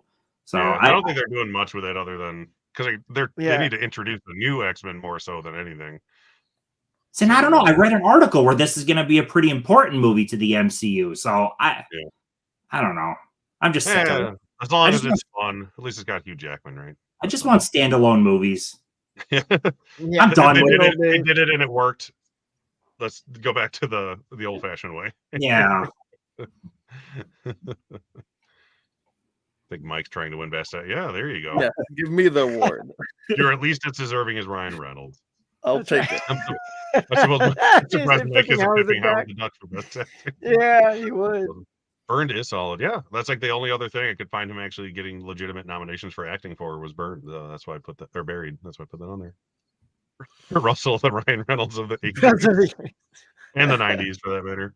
He's great breakdown. Yeah, I really wanted him to get nominated for Hateful Eight. He is really funny in that movie too. It's not just like, oh, because he needs it. Like he's legit great. He's never done artsy fartsy showcase. Yeah, stay true to him. Yeah, Ryan Reynolds for sure. Stay true to himself. No complaints here. Hey, if you do it and you're funny and you're making money, why stop? Right? At least he's having a good time doing it.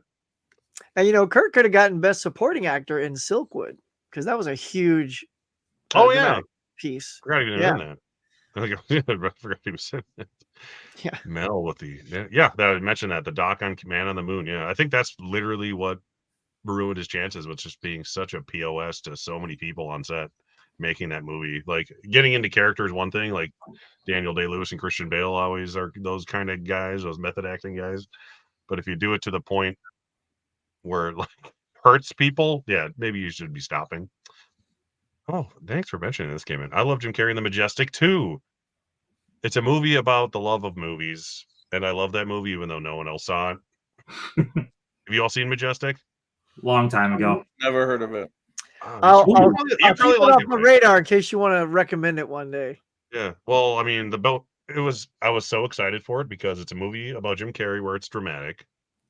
and it has Bruce Campbell in it. So it was automatically the most exciting movie to me you've ever seen. Nice. 2001, it was the best thing I had to look forward to. Bruce Campbell and Jim Carrey. Oh my God. All right. On to this. Yes, this is the sort of thing we switch out every week, every month. How often do we do that? Whatever it is. I'm like going to, since it's the Oscar nominations on Tuesday, come watch them on my channel with me. But I won't click the thing again. But we're going to talk about our nomination wish list. We're not going to go through like all 23 categories, but just like a few things we would love to see get Oscar nominations this year that may or may not have a legitimate shot in various categories, but ones we would like to see that would make us jump out of our seats and, you know, get clicks on our live stream on Tuesday morning at 8 a.m. Eastern Standard Time. Mike, why don't we start with you? All right. So, you know me, I'm a superhero fan, so we got to show the superhero movies some love. So, for Best Picture, of course, you got to have Guardians of the Galaxy Volume 3, but you could also go other categories too. You know, Bradley Cooper with Raccoon in there, go Vin Diesel with Groot. Like, come on, let's show these characters some love. They're amazing acting talents. Come on, people, let's make it happen. But yeah, just Guardians of the Galaxy, best movie of the year. So just give it all the awards. Put in every category. It should win something. But then you got to have the second best movie, Shazam 2, right? Shazam Fury of the Gods for Best Picture, of course. He's just slowly thinking out of frame. No, Yeah, right. realistically, okay, if you're not going to give it Best Picture, you know, Zachary There Levi it is! for lead actor. I was waiting, Tim. You know, let's be fair about it. Okay, visual effects, legitimately, the dragon in there. You got to do it for visual effects. Come on now. But the supporting actors, you know, Helen Mirren, like, come on. We should be getting some love for Shazam 2, okay, people? And then, of course, Spider-Man Across the Spider-Verse should be nominated for Best Picture. I don't think it's going to get nominated for Best Picture. It gets nominated in the whatever category now, the best animation thing, which I do not like them having that category, because if they didn't have that category, then maybe Across the Spider-Verse would have gotten the Best Picture. That's just my thoughts on it. But anyway, give that a bunch of awards too. But there you go. 3 best movies of the year deserve, you know, the best awards. So there you go. I wholeheartedly agree with Spider-Man.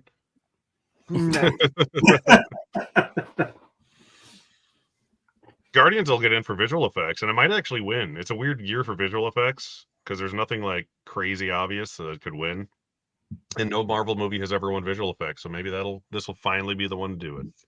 20 years later.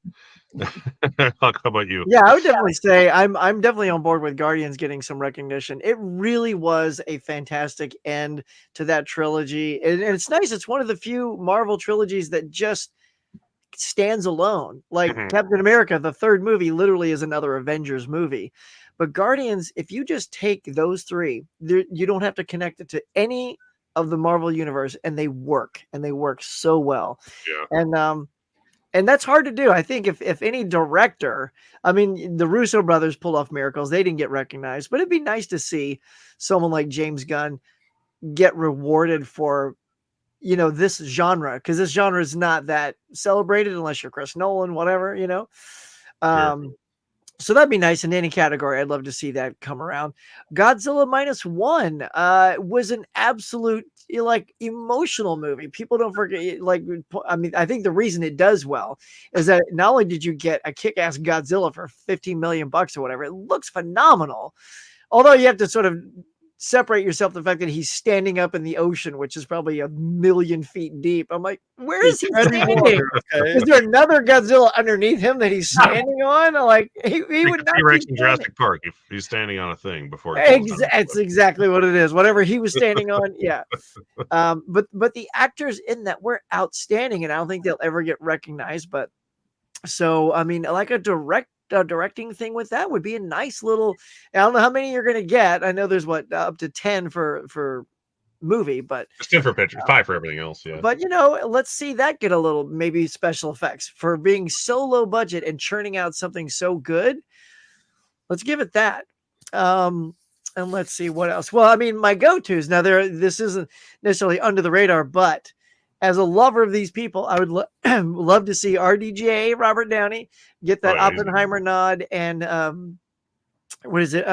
Divine Joy. Was it Divine Joy? Joy Randolph. Randolph. Get that nomination. Those would be excellent to see both of them walk away with that. And actually anything from Air. I loved Air. If you guys didn't see Air, the shoe, the Nike thing, they were excellent in that, So I don't know what you'd give it because there's so many competitions with the acting and all that. But I just love anything Ben Affleck does when he gets his directing hands on it. So there you go. Air's in there for it's in the maybe pile for like editing and screenplay, but that's about it. And Godzilla is eligible. I'll take that. I'll take that. Yeah. Godzilla could get in just because everyone likes that movie so much right now. If Godzilla didn't come out, like if it came with a little bit more anticipation instead of out of nowhere, it might have had more of a shot. Like it kind of just only, was it, October? And literally just all of a sudden, hey, there's this new Godzilla movie. So it's really good. Yeah, I don't think it had the time to like build any type of momentum. Like it just like appeared out of nowhere. Yeah. It is eligible for visual effects, though. It was one of the 10 movies that's shortlisted for it, so it can get in for that. Unlike Oppenheimer. That's a whole different thing. Yeah. The whole idea that visual effects now only means CGI when that's not what the award is. But whatever. Oscars gonna Oscars. That's another stream. Right. Oscars go to Oscar. Yeah. All right. So for mine, I'm leaving out all of the stuff that is pretty much locks. Like Emma Stone for Best Actress. I hope she wins. She's a lock. That doesn't mean anything. So for my hopefuls here, Past Lives, I wanted to get so much love, and it's kind of the bottom of the bubble for a lot of categories. So I want to see it in screenplay. I want to see it in actress. I want to see director, and I want to see Best Picture. And all of those are possible, but it's kind of towards the bottom end of like everything. So I want love for that. I want love for Are You There, God? It's Me, Margaret. I freaking loved that movie. That's another one that's the bubble, but the opposite end of the bubble. Rachel McAdams is like trending like what 6th, 7th, 8th area. She's probably not getting in. Screenplay is trending under the bubble, so it's probably not getting in. But I would love to see Are You There, God? It's Me, Margaret get love, and I would love to see John Wick 4 get cinematography. Only cinematography. That's the only thing I think it's worthy of. It's very worthy of cinematography. Yeah, and sound design. Sound design was great.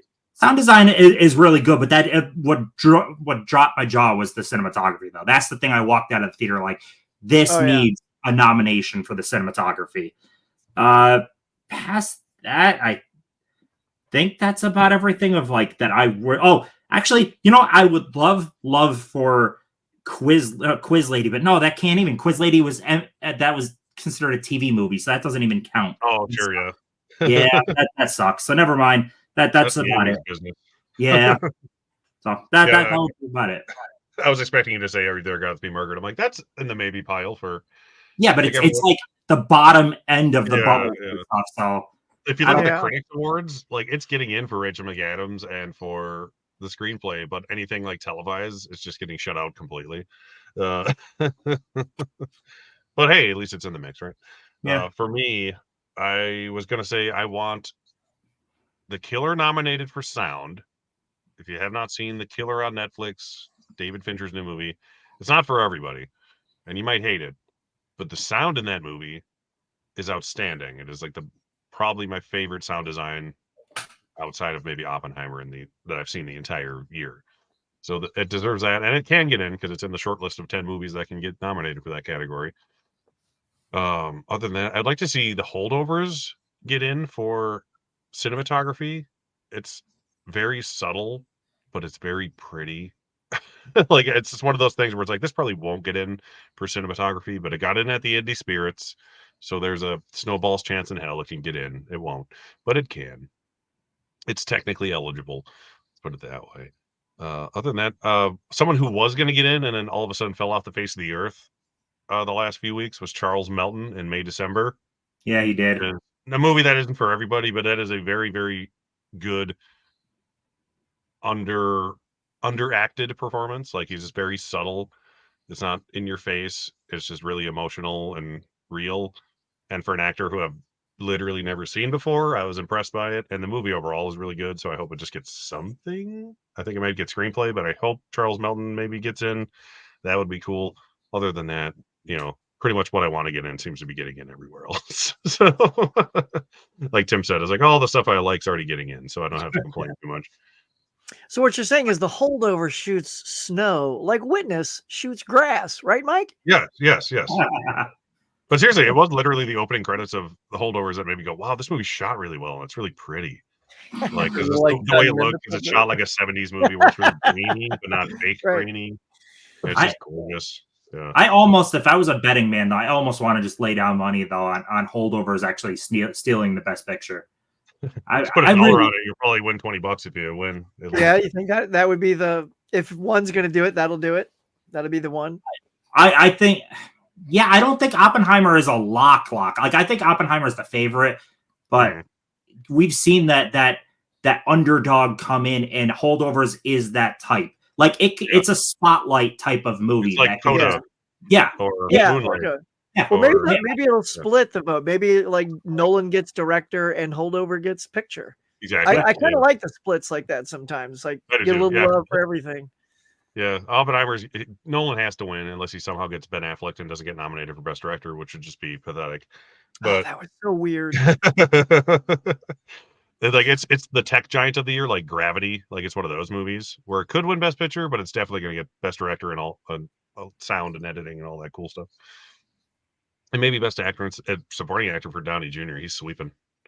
Yeah, Oppenheimer is going to do amazing, but I just really feel like holdovers it's that crowd pleaser, man. That type that could just be on enough ballots to get it. Yeah, because it's ranked, so you could have it. You could have holdovers at number 2 on everyone's ballot, and as long as something doesn't win right away, holdovers would win. Yeah, that's how it works. Weird. Yeah, that is awesome. All right, I'm going to pop into the comments one more time because there's only a handful.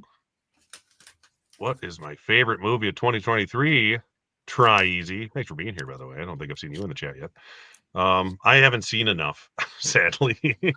For a guy who loves movies, I don't have time to watch them or see things in theaters. But my 2 favorites probably are Oppenheimer and The Holdovers that I have seen. How about you guys? For me, it's Past Lives and Margaret. Oh, nice. Huck? I think mine's the same as yours, Derek. As far as favorites, and Guardians. I loved Guardians. That was a satisfying conclusion to that. Guardians and Shazam, of course. Of course. I suppose you already said that. Of course it is. Obvious, yeah. Of course. All right. How is Quiz Lady a TV movie, but all these Netflix movies aren't? Good question. I think a lot of Netflix movies start in festivals and then move to Netflix, so they're technically playing in theaters first. Well, they also all the Netflix stuff like May, December played in the eligible theaters, New York and LA. Quiz Lady, I don't think played in anything. Like it's straight up a streaming movie, which makes it a TV movie. Yeah, most movies play in theaters and festivals, and then move on to streaming for Oscar and awards. Eligibility. There's a word. The Majestic is on YouTube, everybody. Just so you know. Matt Damon's in it too, kind of. So you know. All right. The next thing, the final thing. Every month we do our recommendations. If you haven't watched our recommendation stream from just a couple of days ago, go watch that. That was also on my channel just because it was Oscar themed. So we said, why not just do it all here? To be honest, some of my favorite content we do. Like I love the recommendation streams. Yeah, I like them all too. Yeah, even when the movies suck, you get some entertainment out of it, right? Yeah, right. Not from the movie if you get it from us. That's the point. If the movie blows, we'll blow back. But we're gonna give our Collectors Club recommendations to each other here. I'll just keep we like that was a good one. Can we put that on our banner for the next thing? Recommendations. Yeah. If something blows, we'll blow back. Tune in next week on a Friday. Tagline, yeah. And watch us blow. We're gonna blow so hard you won't believe it. And other gross things you can put. All right, Mike. What are your recommendations? How do I follow that up? Oh, okay. Let's get back to this. I mean, all right. So we'll go with let's go with Huck first. So Huck, you're gonna get Adjustment Bureau, I'm so excited for you to see this movie because it's my 13th favorite movie of all time. Oh, wow. 13th What? favorite movie of all Get time. out I of love here. this movie. I watch it every year. It's a romance story, but it also has some sci-fi elements in there I think you will like. Really? I would not creative know that by premise. looking. Yeah, you would think it's like a action thriller or It looks something like a that. crime drama. Really moments in there. No, definitely not a crime drama. So yeah, you'll like it. Okay. Don't accidentally watch the Excited. Let's mention these are all romance based. Yeah, he didn't mention. I forgot to bring that up. Yes, Yeah. definitely some romance in there. These with, are romance Ned movies Jamie for and February. who was that? Emily Blunt. Yeah. Yep. Yeah. There we go. Future All Academy right. Award nominee Emily Blunt. And then Tim gets Cyrano because it's a movie he hasn't seen. That was the tough one this time. I was like, what movie have you seen? That's the criteria. This one's really, really good. It's a musical. I know Tim can like some musicals as well. Got Peter Dinklage in there, gives a really good performance. So, but it's sad. It's very sad. Tim talks tears. You always gotta like sad for a recommendation. So there are definitely some sad, dramatic moments in here, but it still has a romance looming. So I think you'll really like Cyrano. So You say it's a musical? yeah, it's has musical for sure. I would not expect that at all. Mm-hmm. Period Cool. piece. Yeah, it's a lot of different stuff. Cool. Yeah, Weird. there's nominated for but cool. costumes, I think, last year. Yep. And then Derek gets a streaming title here. Rarely do I ever recommend a streaming title, but you're getting you don't have to pay for it. None of it. Free. That's my reaction. It's going to be When We First Met. Such an amazing movie. Nobody talks about it. I forgot who's even in it by this. I got to rewatch it again. Alexander Daddario and Adam Devine. Adam Devine. I'm like, I like him enough. I'll watch that. Oh yeah, it's so good. It is the best Netflix movie I've ever seen. So I love Alexandra Daddario. She's great. Oh yeah, I love everything about her besides her acting ability. Besides your job that you get paid to do, that's the only thing. Somebody clearly hasn't watched San Andreas because she's freaking awesome in that. She's awesome at something in that movie, and it ain't acting. Yeah. I was in the drive-in and I slept through it. Paul Giamatti was in that, wasn't he? Holy crap! Okay. Yes, he was. He was. Oh man. Yeah, but hopefully you like that one, Derek. But that one has a sci-fi twist as well. So, that's works out for years for me then. But we'll get into Hux next though. All right, here's what I got going. Tim, speaking of our boy RDJ, I'm excited to give you Heart and Souls. It's a very fun flick. Look, Derek, if you want to join him, feel free to watch it as well. Good flick. And Derek, I'm excited to give you some Crazy Rich Asians, man. It was so charming of a movie. Super excited to give you that one. And Mike, I love that you haven't seen this. It's a Sandy Bullock, Bill Pullman classic, and it's While You Were Sleeping. Nice. So check that out. And I'm leaving off all the descriptions because we're going to save that for the thing. I just letting you know the title. So if you guys have seen them out there, you'll know how good they all are. Hope y'all like them. So Derek is Mr. Oscars. He's watching Past Lives. This kills two birds with one stone. Yeah, that's what I said. You better fucking like this movie. Damn it. I'll at least like it. I don't know if I'll love it. I'll rant on it for you, Is he out of the club if you did on that one? It's no far but it's pretty good. I honestly think this might be vying for my favorite. I'm stuck between this and Margaret for the year. Next, Mike, you're getting Blue Valentine. This is heavy, very heavy. What's funny for everyone watching, we go through this stuff in the chat trying to see what people have seen, haven't seen, so we could recommend. I asked Mike, do you want rom-com or do you want drama? Which one are you okay with? Mike is okay with either one. So I give him Blue Valentine. And he's like, awesome. I hope it's a happy movie. And no, it's not. This is going to be a fun stream. Yeah. It's great, though. Huck has been really loving Audrey lately. So utilize this set and watch Sabrina. He's already seen the remake, so may as well see the original. Absolutely. And can I tell you, I watched Roman Holiday and Roman Holiday today. It was so good. Wonderful. Yeah. I'd never seen it, and she's so dang good. So I've seen that and Breakfast at Tiffany's. So I'm a super fan of hers right now. So I'm I'm pumped to see. You And should now watch I'm a Children, little though. worried. I'm a little worried because who's the dude? It's a Casablanca guy, Humphrey Bogart. I hope he, yeah, he's not my favorite of all the older actors. So we'll see. You He's don't the like Ryan the Reynolds of his Bogart?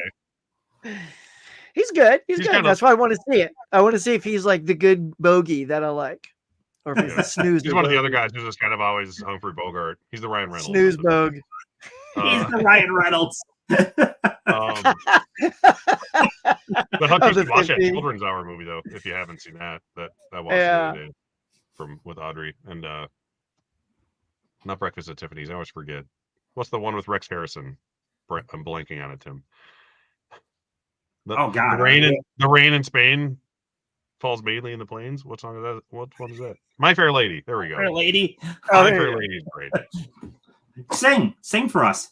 That's all I could remember. Ah. I haven't seen it in 20 years, but I remember the song lyric before I remember the movie for some reason. It's a good 4K though. Mm-hmm. Oh, is it? Nice. Yeah, the old classic Warner Brothers. All right. I'm not a big romantic movies guy, so I literally looked at my Blu-ray.com app to recommend things, and Huck already beat me to Heart and Souls, so I didn't get to use that one because I would have.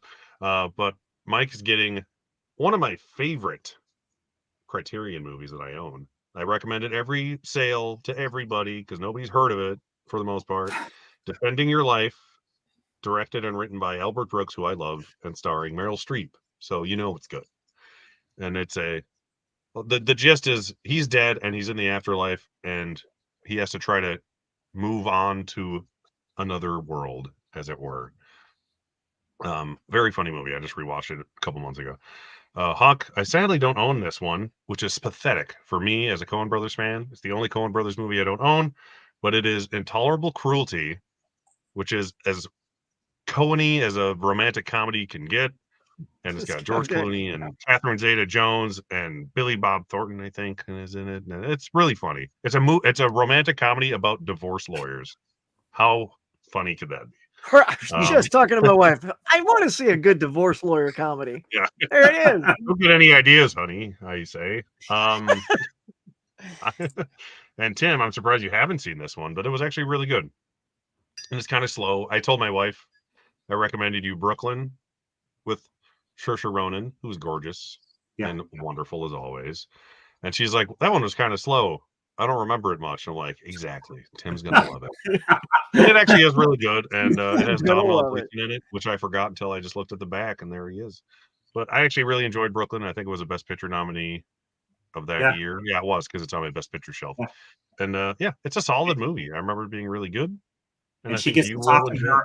She gets to talk in her natural accent, then, right? Yes, she's very, very Irish in it. That's the whole thing. Is she's Irish, and now she's in America being Irish. That's the movie. So hit those subtitles if you get lost. But it's I think you'll like all three of those. I'd be kind of surprised if any of you hate any of those three. Well, you said slow for Brooklyn, so I'm all in. You're all in when it's slow. Slow and dull, I'm in. Not so slow that I remember it being boring, but slow enough that I'm like, it's a focus feature. That's what we always say. My wife and I. There you go. It's a focus feature. We're like, oh, it's a focus feature. One of those. I have to focus on it. Focus feature. Enough said. All right, I'll pop into the comments one last time, just because we have a handful more in there than I expected to pop in at the end. There, we scroll up here. We saw that one already. Why isn't the thing where I put the thing in there? Thinking to myself. What are you talking about? Tim is pushing Mike for his Ryan Reynolds. Punishing Mike.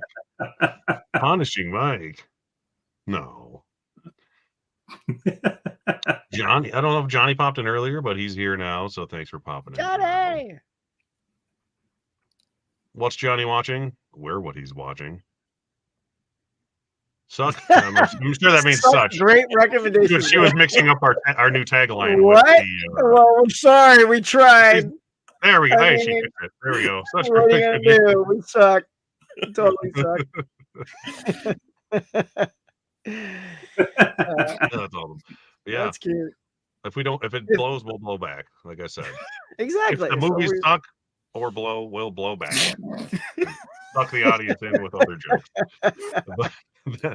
That and on that note, everyone, that is the show for tonight. Next month will be on Mike's channel with all them romance movies, at least as far as the recommendation roundtable goes. And I think the actual Collectors Club show, is that going to be on Tim's channel? I'm trying to remember. I think it's vice versa. Collectors Club's on mine. Yeah. Okay. Collectors Club's on yours. Okay. It's easier when we do it both do it like I just did. Let's do that. Yeah, I think I want to transition to that if we can. It's just easier that way, it's right? so cleaner. Yeah, I'm like, I don't know. Yeah. It's less to keep track of. So yeah, I like that. It's Mike's month. It's Tim's month. It's Huck's month. I like that. Mike, recommendations to be yours. You get them both, Mike. Look at all that. That's too much in 1 month for me. Too much for you, the guy that streams every week. Yeah. But I plan ahead. That means all my February streams are planned. Well, work it in. You can bump one of those till March. It'll work. Well, look, you were already going to have to be on this one, so you'll just be hosting it. It's not like it's either way, the date's set. Yeah, exactly. You just have to click more buttons. You're killing me, people. You're killing me. All right, we'll start over, Tim, on your month then. So yeah, I'm not going to mention it again, but my live stream watch along with the Oscar nominations is at 7 a.m. or 8 a.m. Eastern time, 7 a.m. my time, on Tuesday morning, watching the Oscar nominations. So all you guys, if you're not working / want to hide in the bathroom for an hour, watch them with me. See me get angry at things during the Oscar nomination live stream. Do you guys have anything else you'd like to say tonight before we close her out? Yes, of course. Got to promote myself as well. But yes, we got a couple streams coming up, but one I want to focus on is the popular awards. You guys love award shows out there. Please go to my community tab and vote for the movies. Mostly all the categories are up. There's a few more that are going to get posted in the next couple days, but go there and vote for movies people actually watch. That's what the popular is all about. So we'll have a fun time. Like Oppenheimer. He's going to get that Shazam love if it kills him. Nobody saw that Oppenheimer picture or that Barbie. Oh God! No! Stop it. Huck, anything? All right. Well, let's see. After you're done with Derek, then switch over to the morning mug because I'll be talking about them as well. I just save it all for the mug, you know. So we'll be waxing on and waxing off about who got on, who got snubbed. Yeah. So that's the only thing coming up other than just the usual videos I keep dropping. So like, subscribe. I don't promote. You're like, whatever I feel like doing. Whatever we said, Tim. Do it. It's same for Tim. Collectors Club stuff and stuff I filmed last week that I finally edited. I don't have anything coming up other than my nomination live stream. Wow. Eastern Standard Time. Sorry, I had to do it one more time. But yeah, that's the only thing I have for sure. Obviously, I'll do videos about the nominees after the fact during award season and SAG nomination predictions and all that nomination hubbub for all these award shows nobody likes but me. I will be doing a BAFTA award show watch along, but that's not for like another month. But so we'll get to that when we get to that. So if you have no way of watching the BAFTAs, you can watch it with me on my channel in mid-February. So keep your eye on that one. Other than that, I'll just say thanks for watching, and we'll see you next time. Bye, everybody.